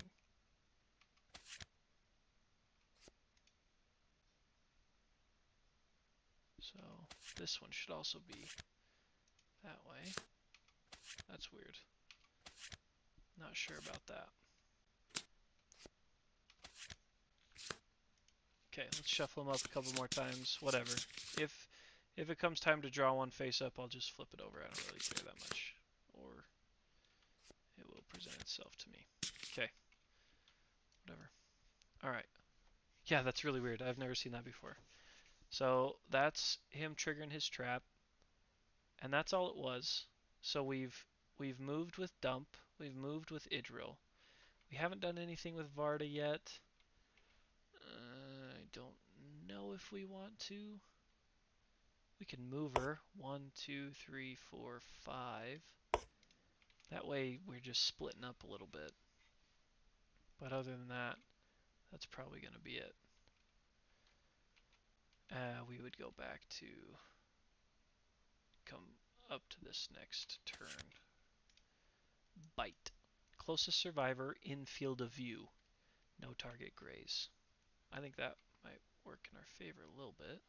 So if we rotate him, 1, 2, 3, 4, 5, 6, 7. Ooh, gosh. We don't want him to come down.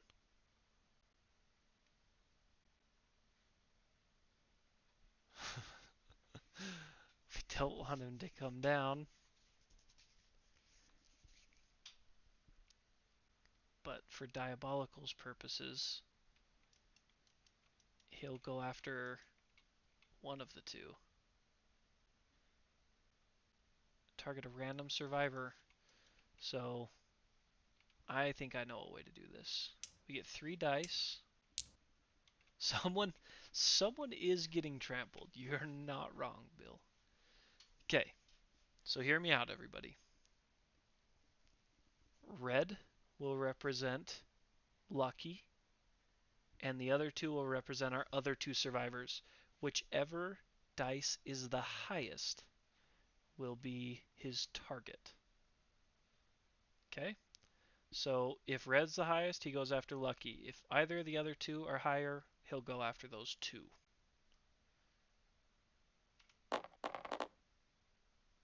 Lucky it is. It's kind of what I was hoping for. Alright, so 1, 2, 3, 4, 5, 6, 7. And then I think Lucky just gets... he might even get pushed off to the side of him and knocked down. No, I wish. I believe, because it's full move through the target.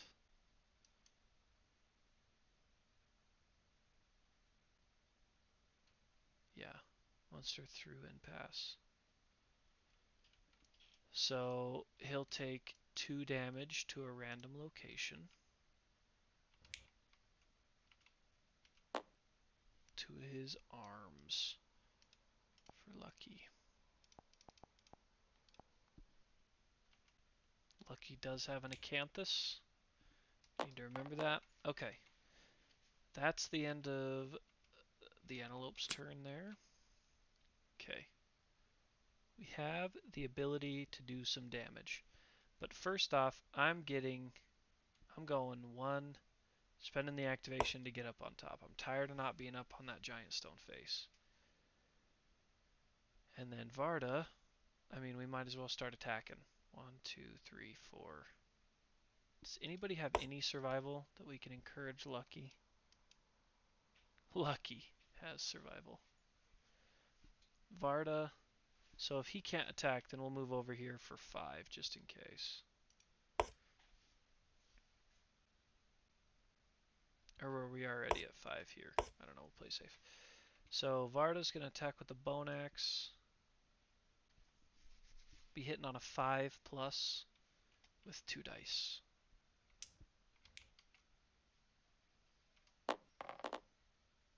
One hit. Oof. The little white lions are screaming next to me.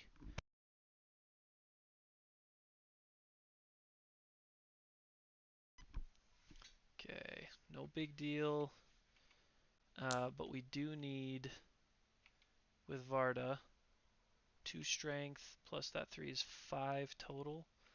So we need a 5 plus. Those white lion, those dang white lion cubs. 5 plus. Ooh, baby. Skating right in there. I feel like we've really slowed down in our damage in the last few rounds. Idriel will not be able to get there. 1, 2, 3, 4, 5. Get her close, get her kind of back in the battle. And we are not going to be able to do anything else. So as long as that stupid gobbled up card doesn't make its way out while Lucky's knocked down, we'll be okay. Bolt. Closest knocked down survivor in range. Okay. And then he's going to full move away from us. So this is definitely the closest knockdown survivor. We're looking at 2 speed. Does he have some evasion? How can he not? Did that not transfer for him? Oh my gosh, I haven't had that on all game. Oh no, that's Idriel. Not Lucky, my bad. Okay, so 2 dice, 2 damage. Only missing on 1s. 2 hits. I agree, Bill. I think maybe we have Lucky dodge 1. So that he's just taking 2 damage to one of these locations. And if it's one of his already hurt locations, we'll be using that Acanthus. Legs. 2 damage to the legs. For Lucky. Okay, no big deal. But now that Antelope full moves away. So 1, 2, 3, 4, 5. You say you can climb it. 6, 7.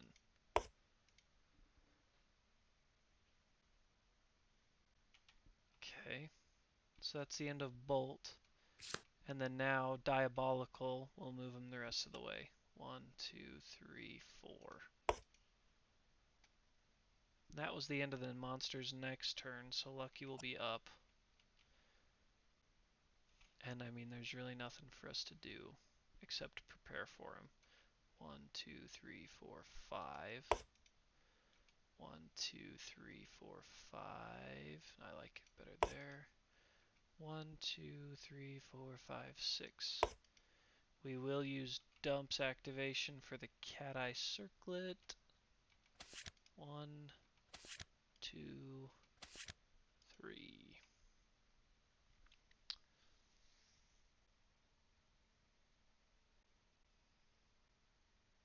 Okay.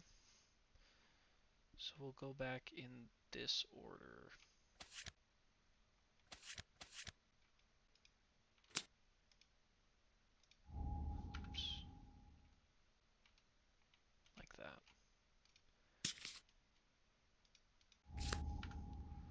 Alright, now that's the end of our survivor's turn. Passing the torch back over to the antelope.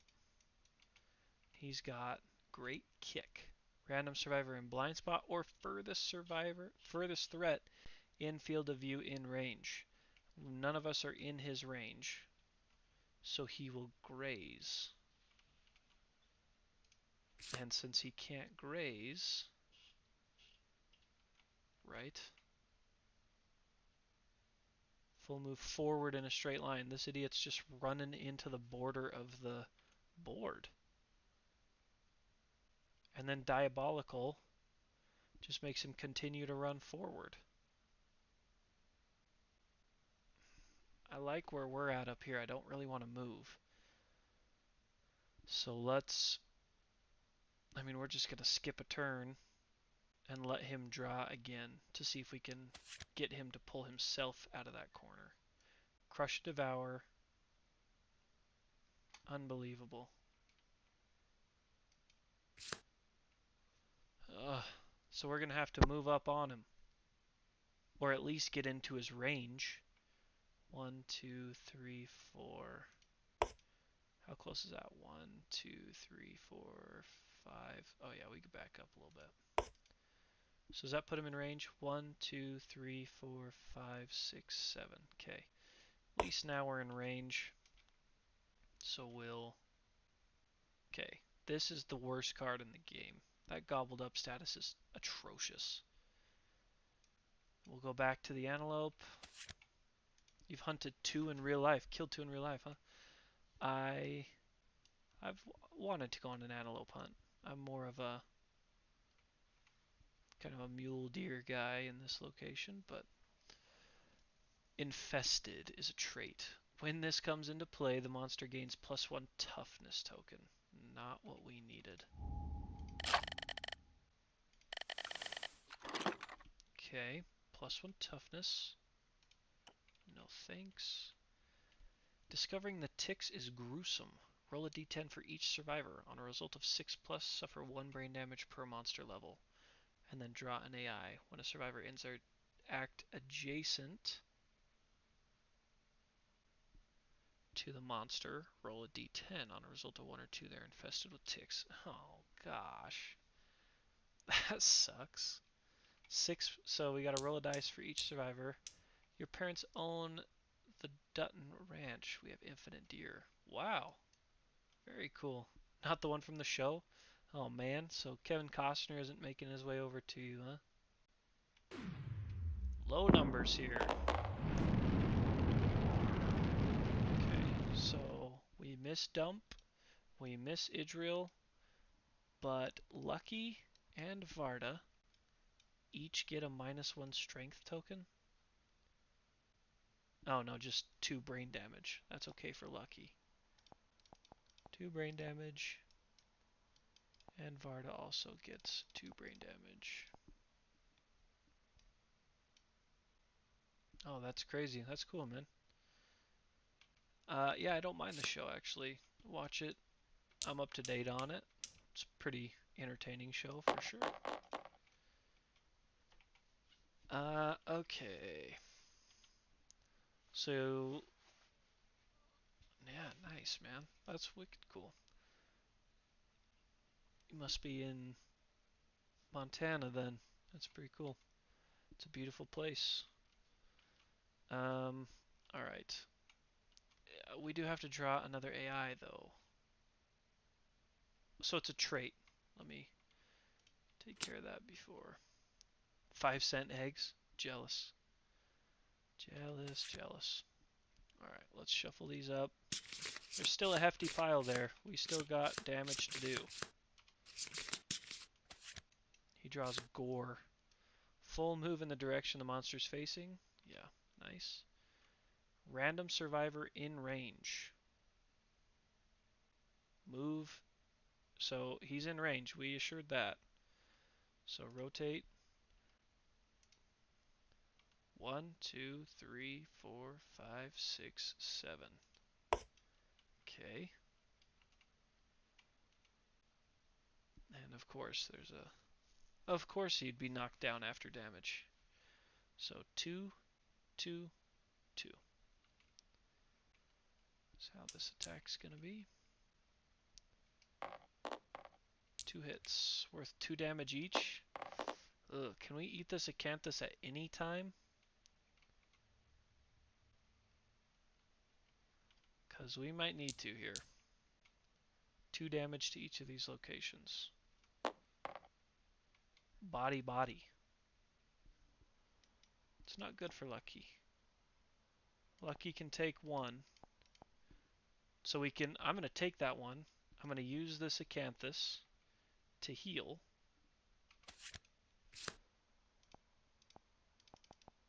And then take that next one.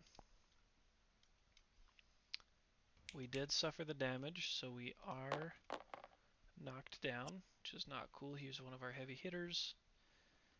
And now Diabolical takes place. What do you know? So he's going to run. 1, 2, 3, 4, 5, 6, 7. And is it just... yeah, monster level damage to a random hit location. Ooh, that's not the right die. This is kind of a nightmare hunt. 2 to the legs for Lucky. It's a healing potion. Yeah, I'm definitely going to start using it more. Okay, back to our survivors. 1, 2, 3, 4, 5, 6, 7, 8. Dump is just out of range. So Varda, 1, 2, 3, 4, 5.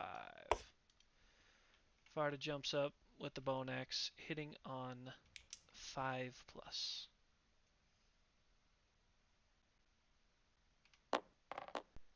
3 and a 6, 1 hit. Okay. Varda has... I'm pretty sure we were hitting on 5+. Now we're hitting on 6+ because of this toughness. So 6+ for Varda. Oh, come on. It hit the piece and stopped rotating. That sucks. Oh, terrible.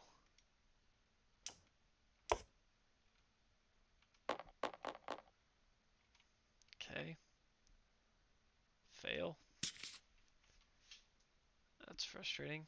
Idril, 1, 2, 3, 4, 5. Idril's not even close. Move a little closer. And that's gonna be it for our survivors. We're not doing well. Next one is Crush and Devour. Closest threat in field of view in range.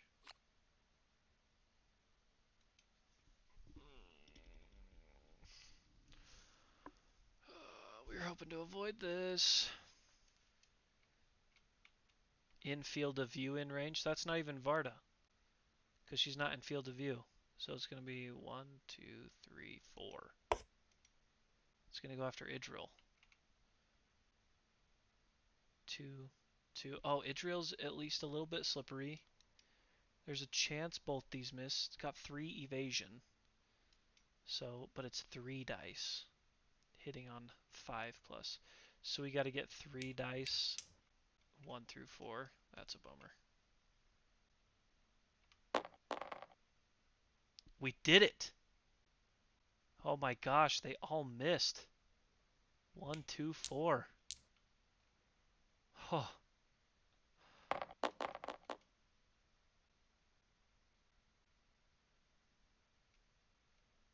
Wow. Thank you. Now Diabolical, which is so... I'm so tired of Diabolical. Because we have to decide whether it's Idril or Varda. So evens will be Idril, odds will be Varda. Varda it is. Let's rotate. 1, 2, 3, 4, 5, 6, 7. I am very, very tired of that attack. That status. waist. 2 to the waist for Varda. This will probably be the only time we fight a level 2 antelope. I just probably will not bother dealing with this again. Alright, Lucky now stands. And it's back to our survivors. 1, 2, 3, 4, 5, 6. Lucky will have to dash. 1, 2, 3, 4, 5. Or do we pull him back over to us by being a target? 1, 2, 3, 4, 5, 6. Dash. 1, 2. Gotta spend one of Lucky's last survival points. So we moved and dashed. I want Dump to use Cat Eye Circlet first. 1, 2, 3. No big deal. Not too big of a deal. Okay. So we'll go here.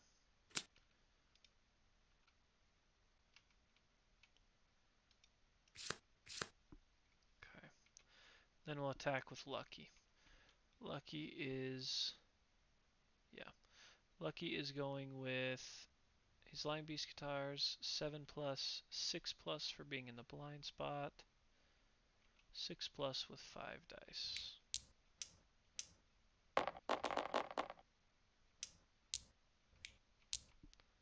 Six plus. 1, 2, 3, 4.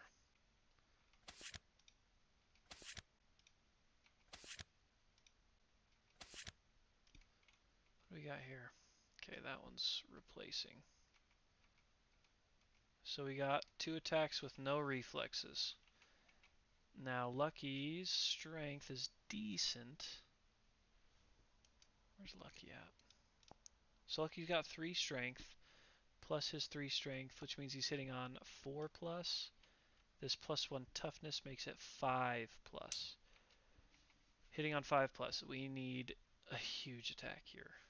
5 plus. Critting on 9, 10. Oh! I can't deal with it. Can't deal with it, man. Alright, 5 plus once again. Okay.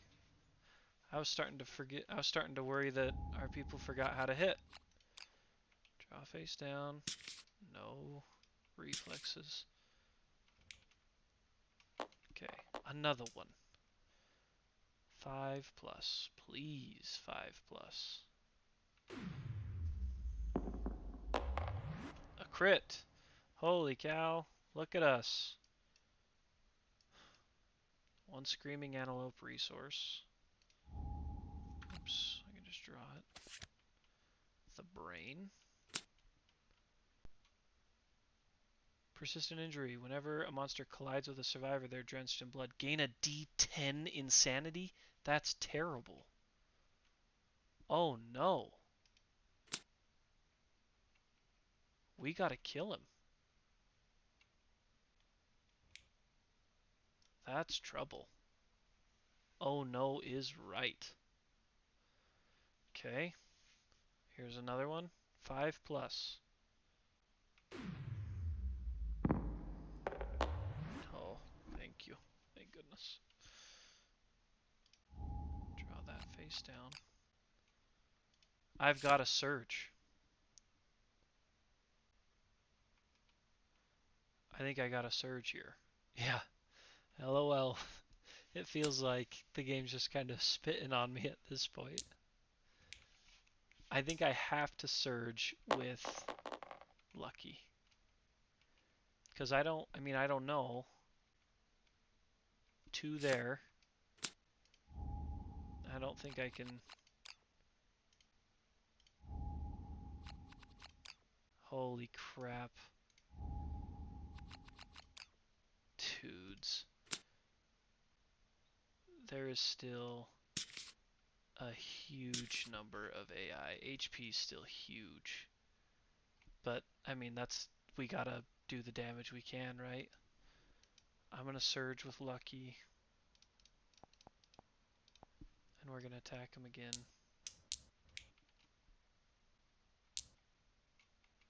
6+. 1, 2. Oh my gosh. It's only 2 hits. Oh. Oh.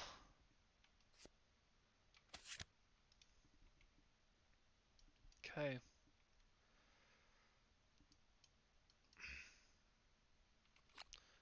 Lucky pulled Screaming Brain. Archive this and gain up to the current survival limit.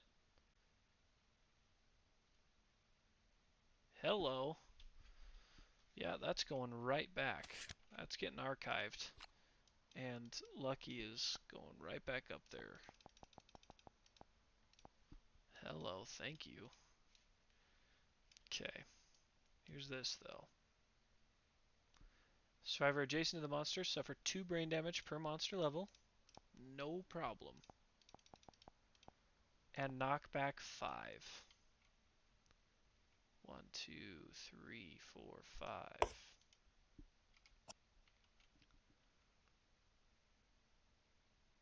The monster lands on its belly, slides directly away. I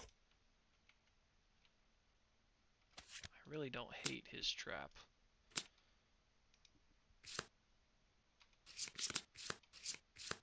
Why on earth are some of these cards flipping? A lot of them this time. Are all of them flipped? This one's flipped. I don't know what the deal with that is.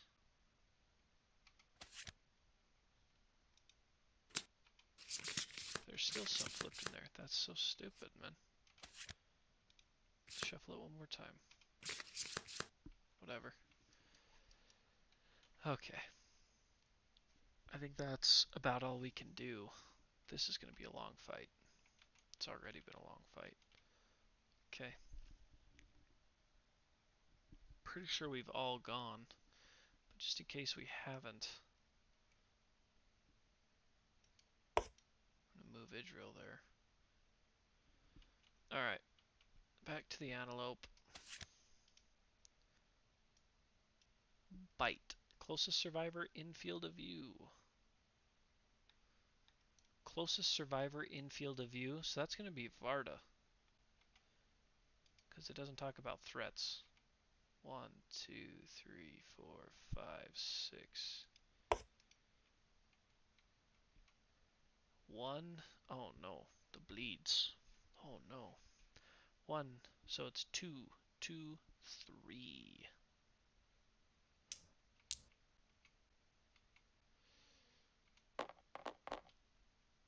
Thank you. So 1 hit to Varda, but it's worth 3 damage. 3 damage to Varda's body. Thank goodness. Oh, and we getting trampled.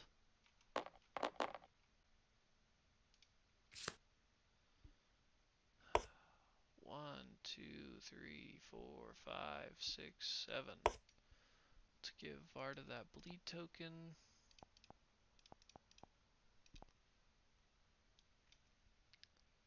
And Lucky and Varda just took 2 more damage to each location. Lucky to the head. I know he's still got armor there. Varda to the hands.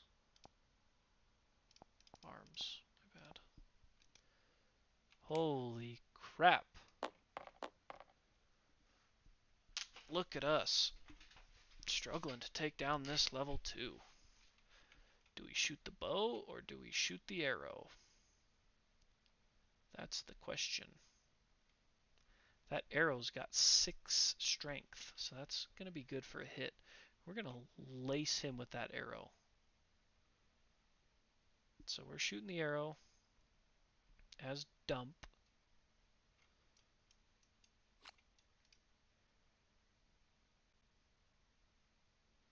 Now, do we get that +2 accuracy with the arrow too? Because it's, or is it just the actual weapon?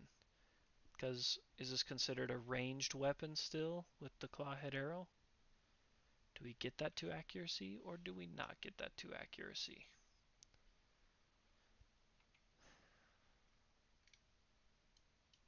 I know we get 2 accuracy with the bow, but it doesn't say specifically in there that only bows get it. It says +2 accuracy ranged weapons. Gain +2 range, +2 accuracy.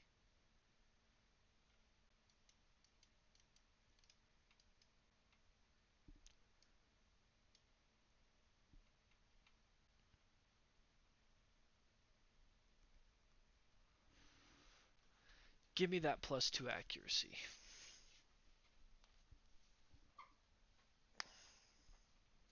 I feel like it's got to.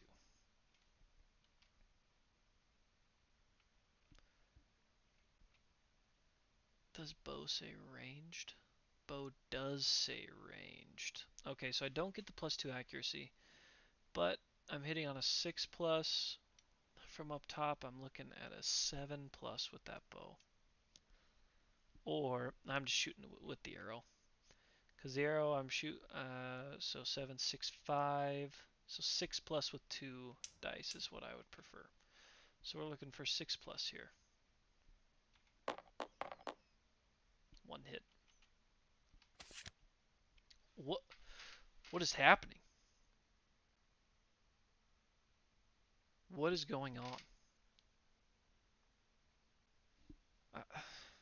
Okay. Nobody's adjacent. He's gonna run away from me.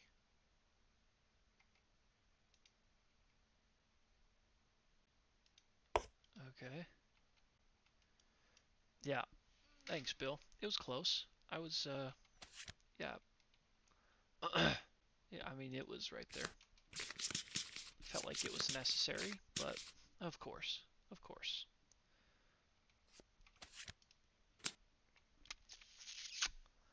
All right. Well, that was fun. Right, gang? Okay. So now it's Idril, and Idril can't do anything. What do you know? Idril will move, and Idril will use the headband, I guess. We'll look at these top two. My gosh. Yeah, we'll have Lucky Block. Closest knockdown survivor. Classic. Yeah. We want range. Or we want slam. Because he's going to come after Lucky, and Lucky will be blocked and ready to dodge. So that's what we're going to do. I don't want this lone rampage crap.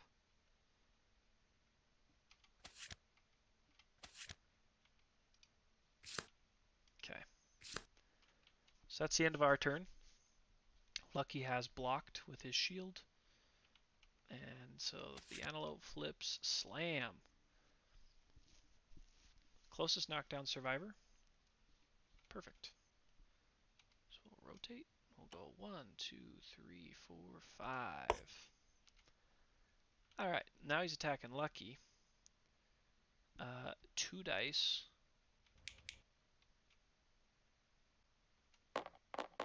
Nice, he missed one. Sucker. So we'll spend one of Lucky's survival to dodge, meaning no attacks hit. And now he just gets to do his lame little diabolical move. Which means he'll trample Lucky again. 1, 2, 3, 4, 5, 6, 7. Okay, Lucky takes 2 damage to the chest. That could be bad. Close to bad. Okay, let me look over the rules of collision real quick, because I still don't think Lucky can stand up.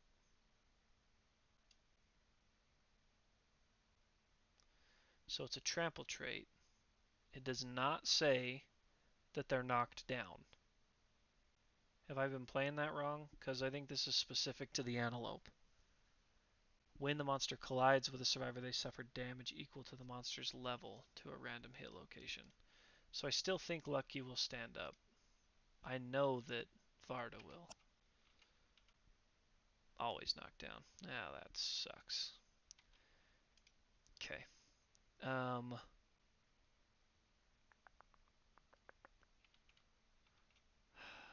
This is getting demoralizing. Let's try Idril. 1, 2, 3. Idril's going to roll up with the Scrap Sword, hitting on 4 plus. 4 plus with the Scrap Sword. 5 and a 10. And actually she has an accuracy, so it would have been 3 plus. This is the big thing with Idril. With that sword, on a perfect hit, you gain plus 4 strength for the rest of the attack, which is going to be huge for us right here. And a minus 2 toughness to wound a location. Yes, please. Idril has 2 insanity, so if she takes the brain damage, she'll be okay. Idril, she's just got 2 sword proficiency, so the 3 from this plus that 4 puts it at 7, plus her 3 puts it at 10. So, I mean, we are just rolling for crits at this point.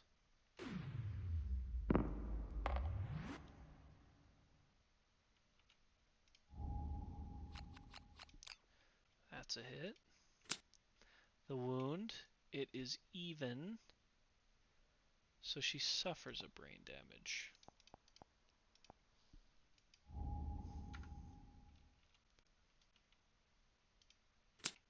And this last one, or this one.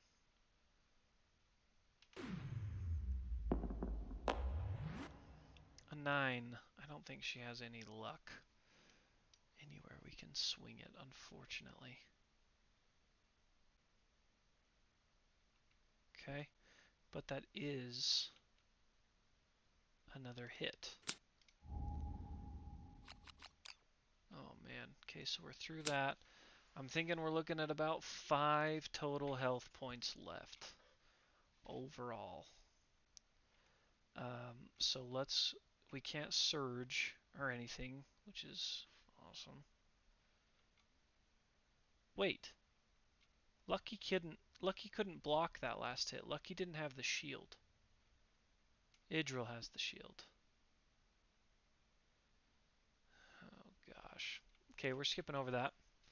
Mark it down as an error. An error that hits and crits is too tired to go back and fix because I feel like this is just the never-ending battle. 1, 2, 3, 4, 5, 6, 7. So Dump is in range. Dump is gonna shoot at this lion twice, looking for 6 plus. This lion, this antelope, twice. I can't encourage Lucky because Lucky is the only survivor with survival. 2 hits. 1, 2. Okay, let me flip this. I didn't look at it. So we got Furry Throat and Delicate Inverted Knee. And then we have 3 strength on the bow, plus 1 strength on Dump, plus the toughness he has. So, I mean, we're just hitting on 7 plus. Not great, but it's something. 7 plus.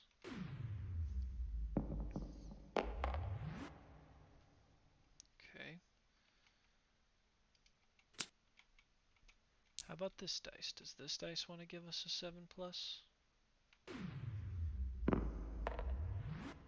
Okay. A 9er.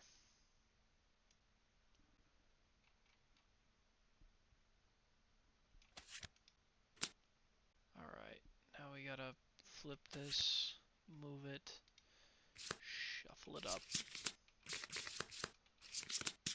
and get rid of one. And hopefully it's that freaking Crush and Devour card. I don't even want to see it again. Chow Down before? I mean, it's that Chow Down that did it. Yeah, I mean Chow Downs was terrible. So he's got 1, 2, 3 AI cards left. 1, 2, 3 AI cards left. Dude, we can't do anything else. We can't. And he's gonna diabolically run through Lucky again. Okay, whatever. You can't predict that. And then this is the first time we've ended adjacent for like an hour. So now that we are adjacent on a result of 1 or 2, we don't ever roll 1 or 2s. 4, thank you. Okay, now we're back to monster. Let me think. We shot, we can't surge, so we can move, I guess. We can go 1, 2, I suppose. Alright. Crush and Devour. Closest threat in field of view in range.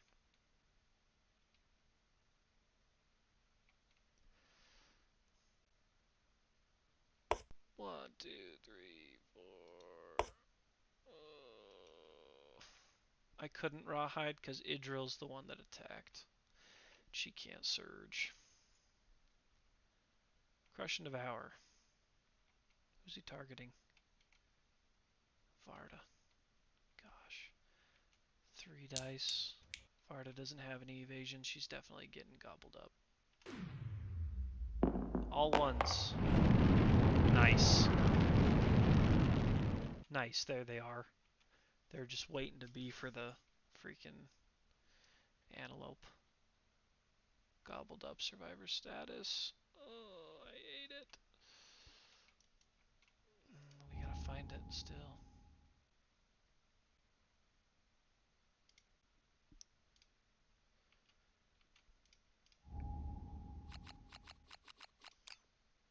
Where are you? Gobbled up. Okay, and that was whom? Varda? When you gain this, remove your survivor from the board, place them on this card, then Crush and Devour. So Varda goes over here. Now we have to do Crush and Devour.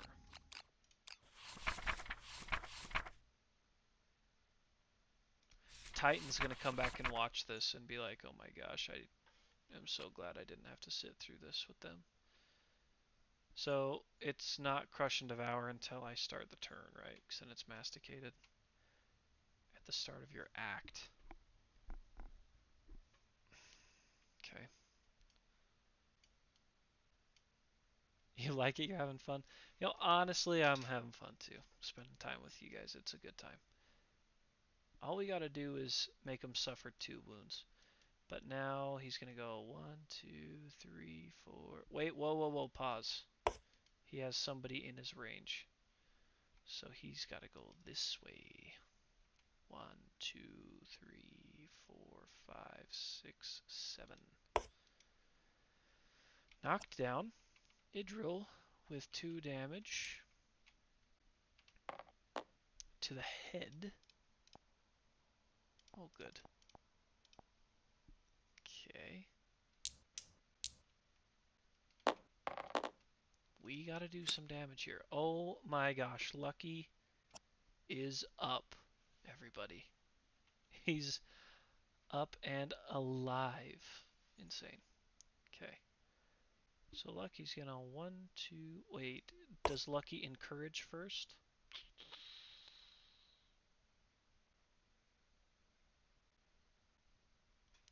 Working on windmills, huh? That's pretty interesting though, man. Respect. That's cool stuff. Idril.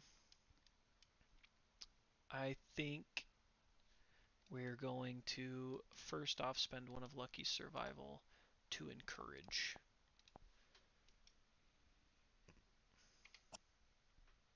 And then we're going to run up. 1, 2, 3. Let's get him with the sword. 4 plus. Wait. Yes. No. 5 plus. I think it is 4 plus, actually. 4 plus with Idril on the sword.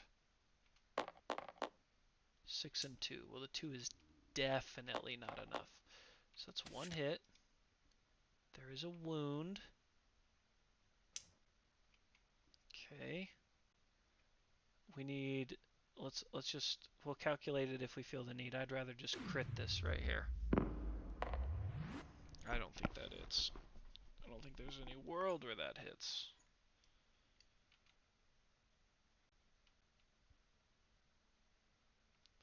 Three. So 3 strength. Plus Idril's 3 strength makes it 3. So we're hitting on 5 plus with his plus 1 toughness. So that is not enough to do it. Stay calm. Just breathe. We're getting in there with Lucky. I'm done beating around. 1, 2, 3, 4, 5, 6. And we got a dash to get right up here in the keister. So Lucky's got to spend another survival. And here we are getting after it. 5. 1, 2, 3 hits, right? Because Lucky's hitting on 6 plus with this. So he's hitting on 7 plus. So 1, 2, 3 hits, yeah. 1, 2, and 3. So reflex is not a big deal. Furry tail's not a big deal. We just want Restless Shoulder to probably be last, because he's going to run away from us. So we'll do Furry Tail first. No big deal.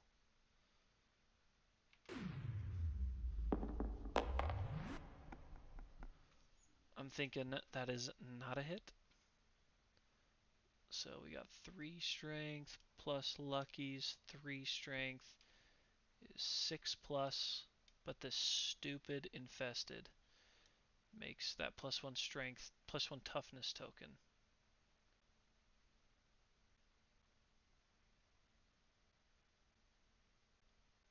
Yeah, the plus 1 toughness token makes it so we're hitting on 5 plus. Okay, so that's a miss. We need some 5 pluses. Thank you. Thank goodness. Draw this face down. Tell you what, I don't want to be stuck with just Crush and Devour either, though. Reflexes, he turns to face me.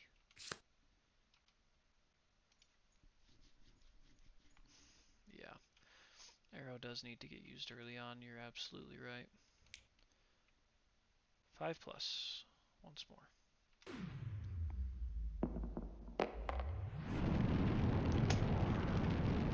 We got a crit in a time where we needed it, because now he doesn't run away from us.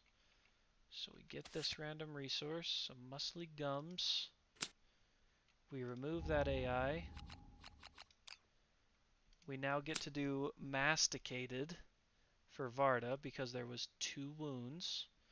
So let's do Masticated for her real quick. Place Gobbled Up Survivor on a free space adjacent to the monster and archive Gobbled Up. Wait, what? An archive Gobbled Up. That must be this. Yeah, it is. Okay. Then we roll on that table. There still can be some not so desirable things about this roll. 10, we get another one of those hearts. 7. So Masticated 4 through 7. Knocked down, gain an insanity. That's Varda, right? Yeah. Okay. And we are going to surge right in his stupid face. So we're going to spend Lucky's survival to surge. 5 dice. We know the drill. We need, I think it's 7s. Ooh, might be worse now that we're in his face. Yeah, now that we're not in the blind spot, it's actually 8s. 1, 2. 2's all we need. 1, 2. So this wound, we want to avoid that. I mean, we don't want the failure either, though. This is our only card, right? Yep. Okay. Come on, lucky. So we're looking for 5 pluses. We need it twice in a row here. 5 plus. A crit. A crit. He gains an insanity, which used to be a problem. Not too much of a problem for him anymore. Crush and Devour. See ya later. See ya never again, actually. And then we get another Screaming Antelope resource. That's a Spiral Horn. Okay. Last, please. Come on. Lucky you can do this. One more 5 plus. Just one more. Come on. Oh, thank you so much. Lucky, thank you so much. He's dead. We got him. Oh, we got him, Bill. I don't even know who's still here. Bill's here. Vinny's probably still hanging out. We got him. We did it. Okay. Let's just get right into this because of how long this is. We know what we're doing. So we need 4 of these. 1, 2, 3, 4. Yeah. Did take almost 4 hours, 3 hours. 1, 2, nice, some scrap. 3, 4. Yes, I wanted hide for some leather. Goodness. Okay.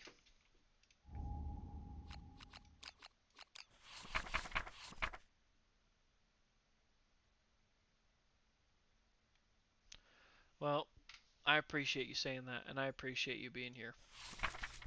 You really do make a huge difference to the stream.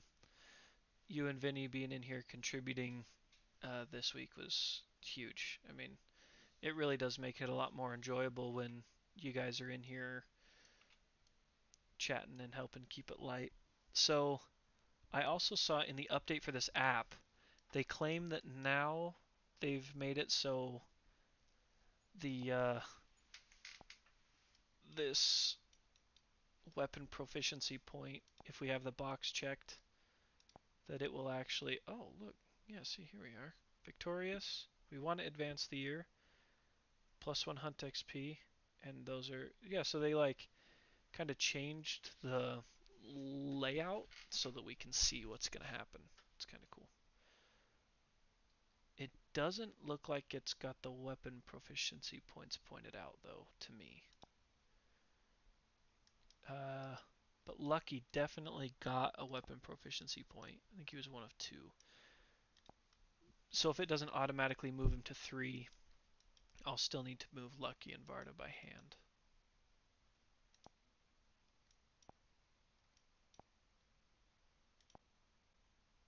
Let's see, where's Lucky at? It did, it moved him to 3. Awesome. So they've got that fixed. I love that. Okay. Yeah, and Varda the axe guy should be at 5 now. Or XP's at 5. Wait. No, bow guy didn't. But I think bow guy hit, but never wounded. And that's what you need for the point, right? Is to actually inflict the wound. And we definitely wounded with the sword as well. Yeah, everyone but bow. But can Idril gain weapon proficiency if she's not at Hunt 2 yet? I know she can have it, but can she gain it early? Is that one of the benefits of family?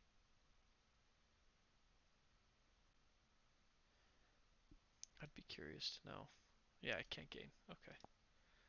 So now we have a Qatar specialist, which I feel like Lucky should be way more than 3 with where he is, but okay, let's take care of age 2 for Lucky real quick, and then we got to do our settlement event. So age, we have to roll 2 dice and add them together. 9 is +1 permanent strength for Lucky. Yes, please. Okay, now we got to pull out our settlement event cards and give those a go. One of the scarier parts of the Kingdom Death experience. Triathlon of Death again.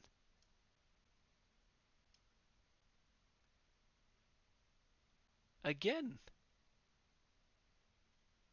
See? And here's, yeah, sweet. So we get first place in everything because each player nominates a different survivor. So I'm going to nominate the same survivor. I'm going to nominate my survivor, and they're going to take first in everything. So that goes in here as a settlement event for Triathlon of Death. I think we gave it to Bill last time. Because that's... No, we didn't. Or did we? It would have given him a permanent movement. But I don't think we did give it to Bill. Oh, we did because it... Yeah, because he canceled out his broken leg with that. So this time I think it's going to go to... Man, should it go to Lucky? We use Lucky a lot. Yeah, give it to Lucky, I agree. So, +1 permanent movement. Oh my gosh, that moves him to 7 movement. That's crazy. So he gets a skull resource and then +1 weapon proficiency level. That helps. Lucky will be moving 7, and if we can get one more red, if we can get an up facing red, he could be moving 8. That's wild. Okay, so we get to gain a skull, and let's see what comes with that. Survivor of our choice gains an insanity.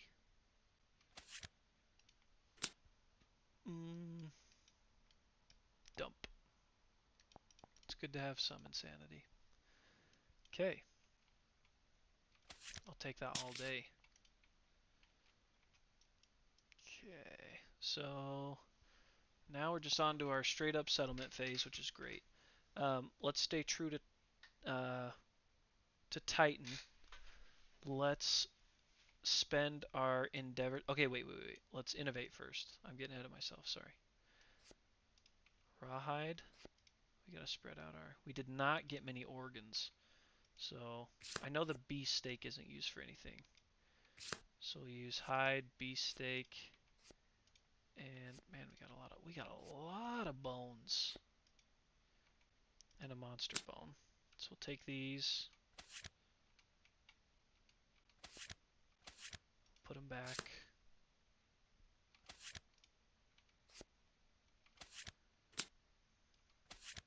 And we'll innovate. So we'll spend an endeavor, and then we'll go over here to our progression. Innovations, I don't even really know what we're looking for anymore. I would love to have Shrine. So I guess let's hope for Shrine. Nice. Huge. Nightmare training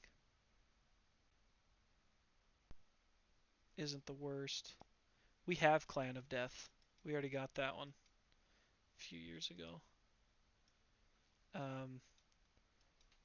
Scrap smelting we can special innovate, so I'm not going to pick that one.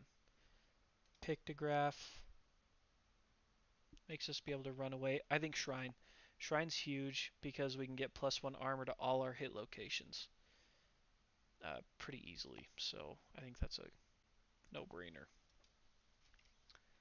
Okay. That leaves us 4, and we didn't get any love juice. Man. That leaves us 4 attempts at intimacy to try and birth our Titan. So let's see what we need to roll.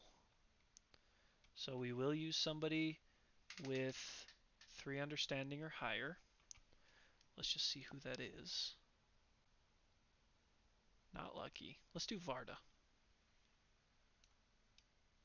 Ah, we do need leather. It's true. How much do we have? 1, 2, 3, 4. And then we have 6 hide in our, but some of that's Phoenix. And I'm not using the Phoenix hide yet.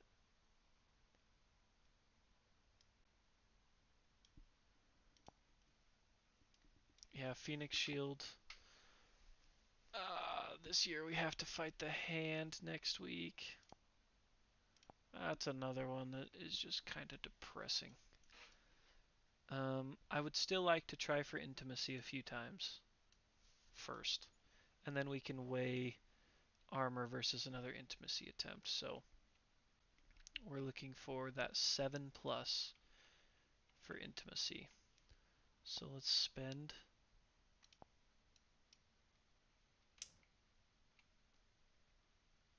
Okay.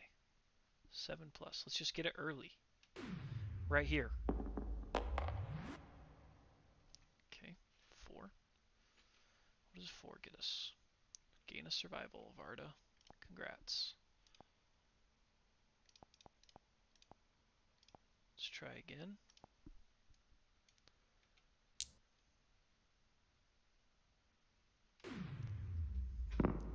I did use I did use one endeavor to innovate, Vinny. That is where the other one went. Lose a resource from the settlement.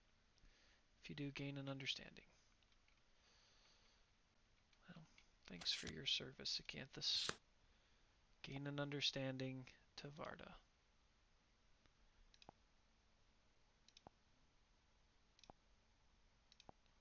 This is killing me. This is killing me. We don't have any matchmakers or anything. That is such a bummer. Okay, this is, I mean, honestly, this is kind of our last chance for Titan to have a fresh-born survivor.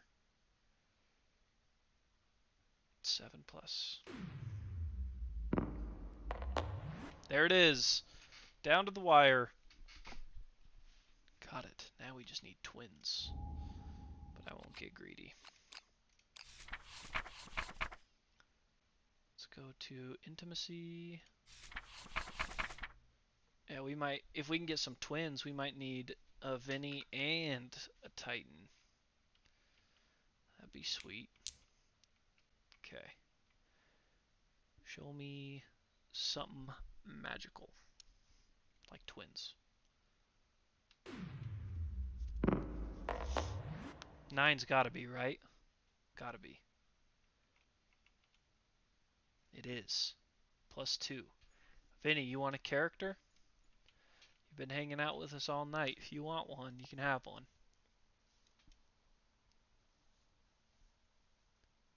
We got 2. We didn't get it with the plus permanent strength, but that's okay. Titan. And it doesn't have to be Vinny if you don't want it to be. If you want to just create your own name for him, let me know. Otherwise, I'll plan to name him Vinny. So we'll do Titan. Mother and father, it doesn't matter too much. We'll get lucky in that rotation. Be nice to have a backup. I'll see, but we don't want him to be a backup anything because we want to use him.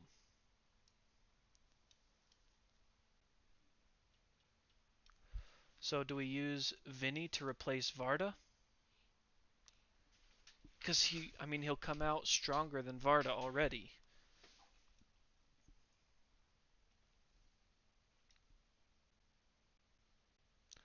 Leather him up. Vinny could be our bowman. Because Dump is, look, Bill, Dump's an OG for sure. I love him, but he's not great. His accuracy and strength and everything really kind of almost drag down our situation. So let's give him some good bowness.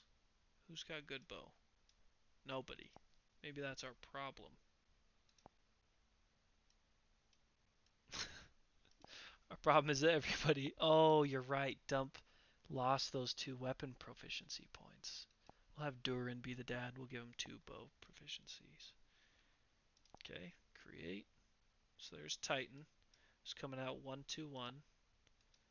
And then Vinny hasn't gotten me a name that he wants yet, so temporarily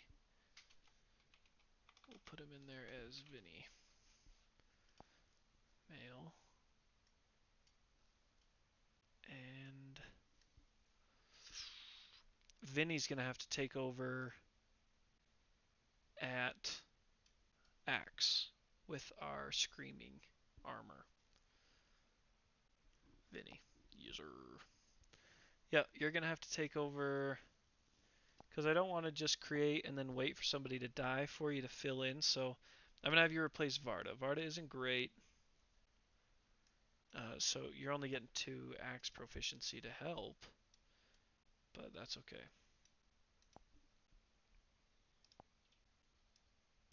And I'm going to...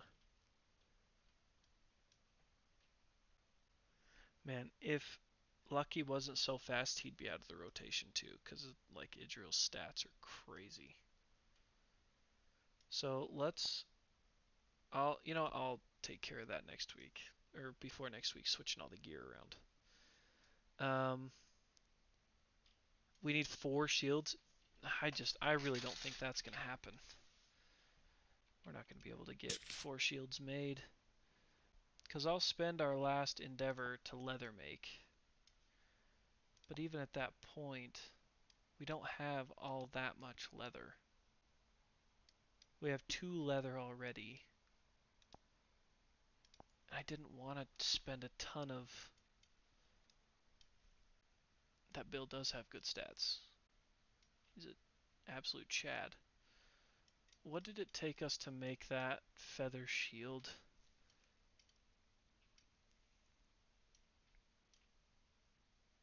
Two small feathers and a muculent droppings. Can we do that? We only have 1 small feather. Ugh.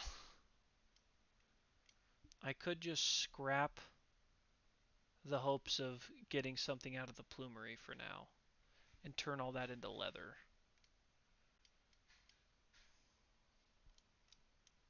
Maybe.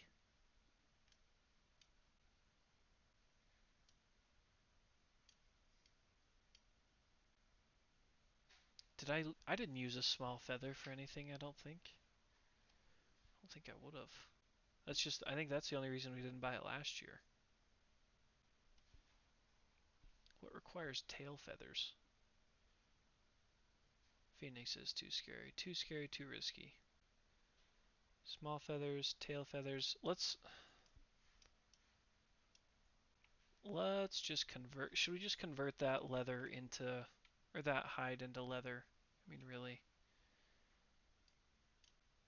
Leather scrap, leather hide, leather bone, leather hide. We could probably do a full set of leather gear with what we have. We need 1, 2, 3, 4, 5 leather. We have 2, 3, 4, 5. So we have all the leather we need. We have the scrap. We have 2 hide just in tail feathers and a bone. We could get a full set of leather gear.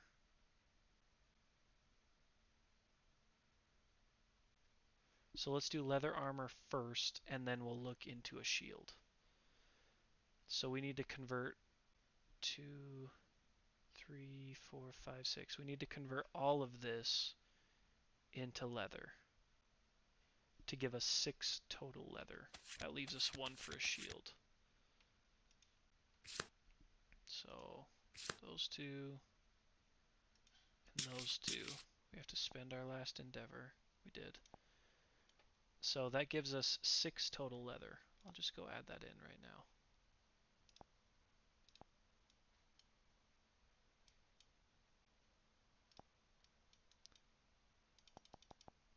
Okay. So now to make our pieces, I need to get rid of a leather and a scrap, which will be, I think the set bonus is ignore bash. That 2 irons. Sweet, also. So let's pick this up.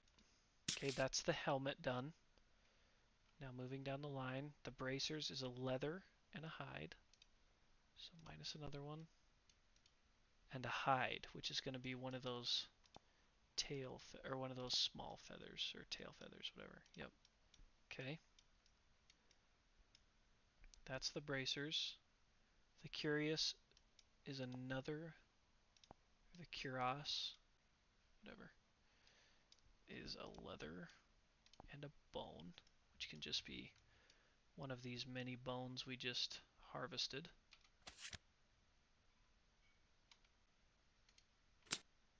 That's 3 pieces of armor down. Leather skirt is just a leather. And then leather boots is a leather and that other tail feather.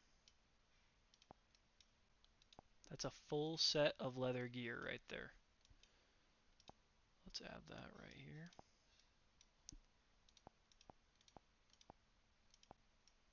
Huge. Let me pull those out real quick.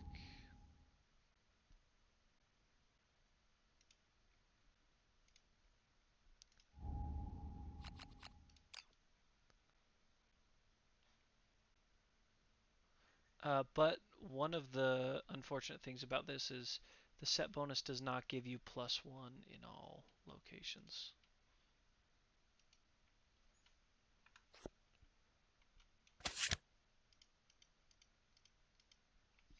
Okay, and then we did want to try to make a shield.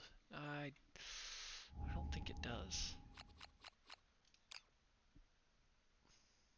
It does. What was I thinking? And you ignore bash. Man, so that's worth 4 everywhere. Holy crap. That's going to be real nice to have. Okay. And then we wanted shields, right? Isn't that what we wanted to try to do next? So we have 1 leather left. It's a leather, a shield, and a bone. Or a leather, so we could do a hide right there.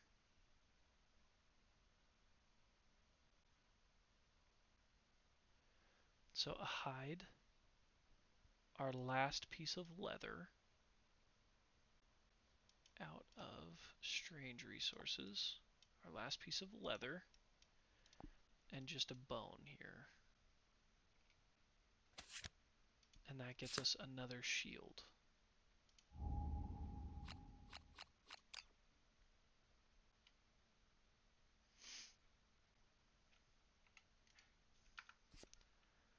I mean, that's pretty nice to have as well. It won't be able to go here. We can take the bone pickaxe out. We can take the bone pickaxe out, and we can take the bone sickle out for now, out of the gear cards, because of what we're going to fight. And at that point, we don't want the shield to go with a bowman, though. So let's get rid of a stone nose.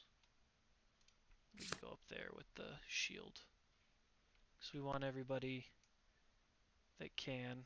I'm going to turn this into a fresh acanthus. Or a dried acanthus, I mean. And give that to somebody. Where's our organ grinder?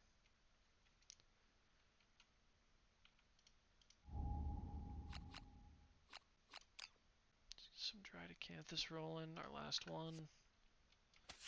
That's going over here for sure. And then another monster grease. They're just two. All they are is two. Help me. Two organs. My goodness. So we used this. This is gone. Yeah, thank you. So the muscly gums will count for one, and then was the Phoenix Eye used for anything? Could we tell?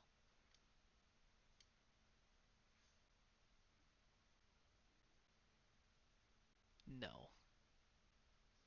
The Phoenix Eye is just an organ. So we'll spend the Phoenix Eye, those muscly gums, and we'll get ourselves another monster grease. Thank you. And I think we can actually manipulate somebody's gear now to get that additional evasion. Like if we get rid of the rawhide off of this and put like the leather skirt here, that there. Oh, it's close. Oh, there it is. That's how you do it, right there.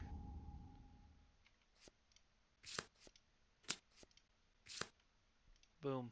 So now that gets you, and at the end of your act, you may move a space away. We get 2 evasion.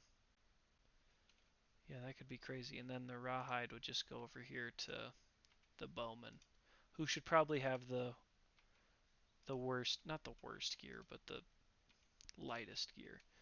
And then we'd give this monster grease to, oh man, Varda. Well, it's not Varda anymore. Now it's, what did we decide? Who's taking that over? Is that you, Vinny? Taking over the axe? Okay. Let's go ahead and inventory these. So we have a basic skull. And then strange iron. That's nice. Planning on getting that iron sword as soon as we can get the blacksmith unlocked. Large flat tooth, spiral horn, and shank bone. Vinny's the new bowman. That could be.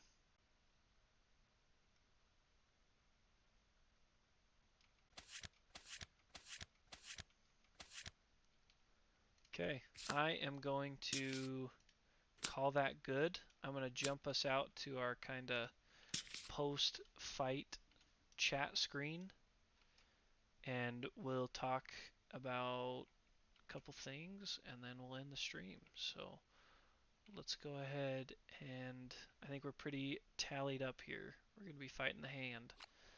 So let's jump out and we'll chat for a few minutes.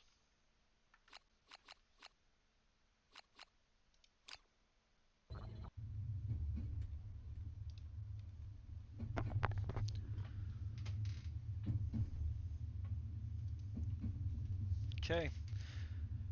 I think that was a pretty interesting fight. Bill, Vinny, you guys are legends. Thank you for sticking around. Everybody else that's watching live, thank you very much. It was a good year. It was a good time. It was a little bit long, but that happens, right? I mean, I've had times where we go in to fight a level 1 white lion just to kind of pass a year real quick, and he ends up being a pain in the butt. It's all in the dice. So next week we don't have a choice. We will be showing down with the hand. I'm about as optimistic as I am with the Kingsman. I do not like fighting the hand. He's very complicated. He's got a lot of moving parts. So next week's video will probably be a long one as well, unfortunately, because I'll have to play slow or I'll miss things with the Kingsman or with the hand. It was like a good start and then a rough middle than a good finish. And thankfully, we made it out of that fight without anything really crazy. No big bad severe injuries. Nobody died. So that was huge. We got 2 new tank survivors. We got Vinny and Titan. So next week, if you guys want to jump in a little bit early, I'll start the starting soon stream about 10 minutes before we start next week. And you guys can let me know if you want your characters to go in and fight the hand, or if you want them to take the year off to be sure that they survive. Bill says the hand is easy. You just take the hits and use Acanthus and dodge and shield. Yeah, if you can't get here early, don't even worry about it. It's going to take me a little bit of time to get everything going anyways, so I mean, I'm sure we'll get it figured out. Yep, please don't feel bad about not being able to make it when we stream, and definitely not being able to make it early. Absolutely no sweat. I just appreciate that you guys are here. So, I'm excited. I think it went pretty well. And I forgot to shrine. I sure did. I did forget, but we also didn't have the spare endeavors. If we were truly going for intimacy, that was on our last possible one before leather making. I think our intimacy was huge, our leather making was huge. We'll just have to shrine it moving forward. But fellas, thanks for tuning in. Hits and Crits Gaming signing off for the week. We'll see you guys next week at 7 p.m. Be there and help us get through. Thanks again.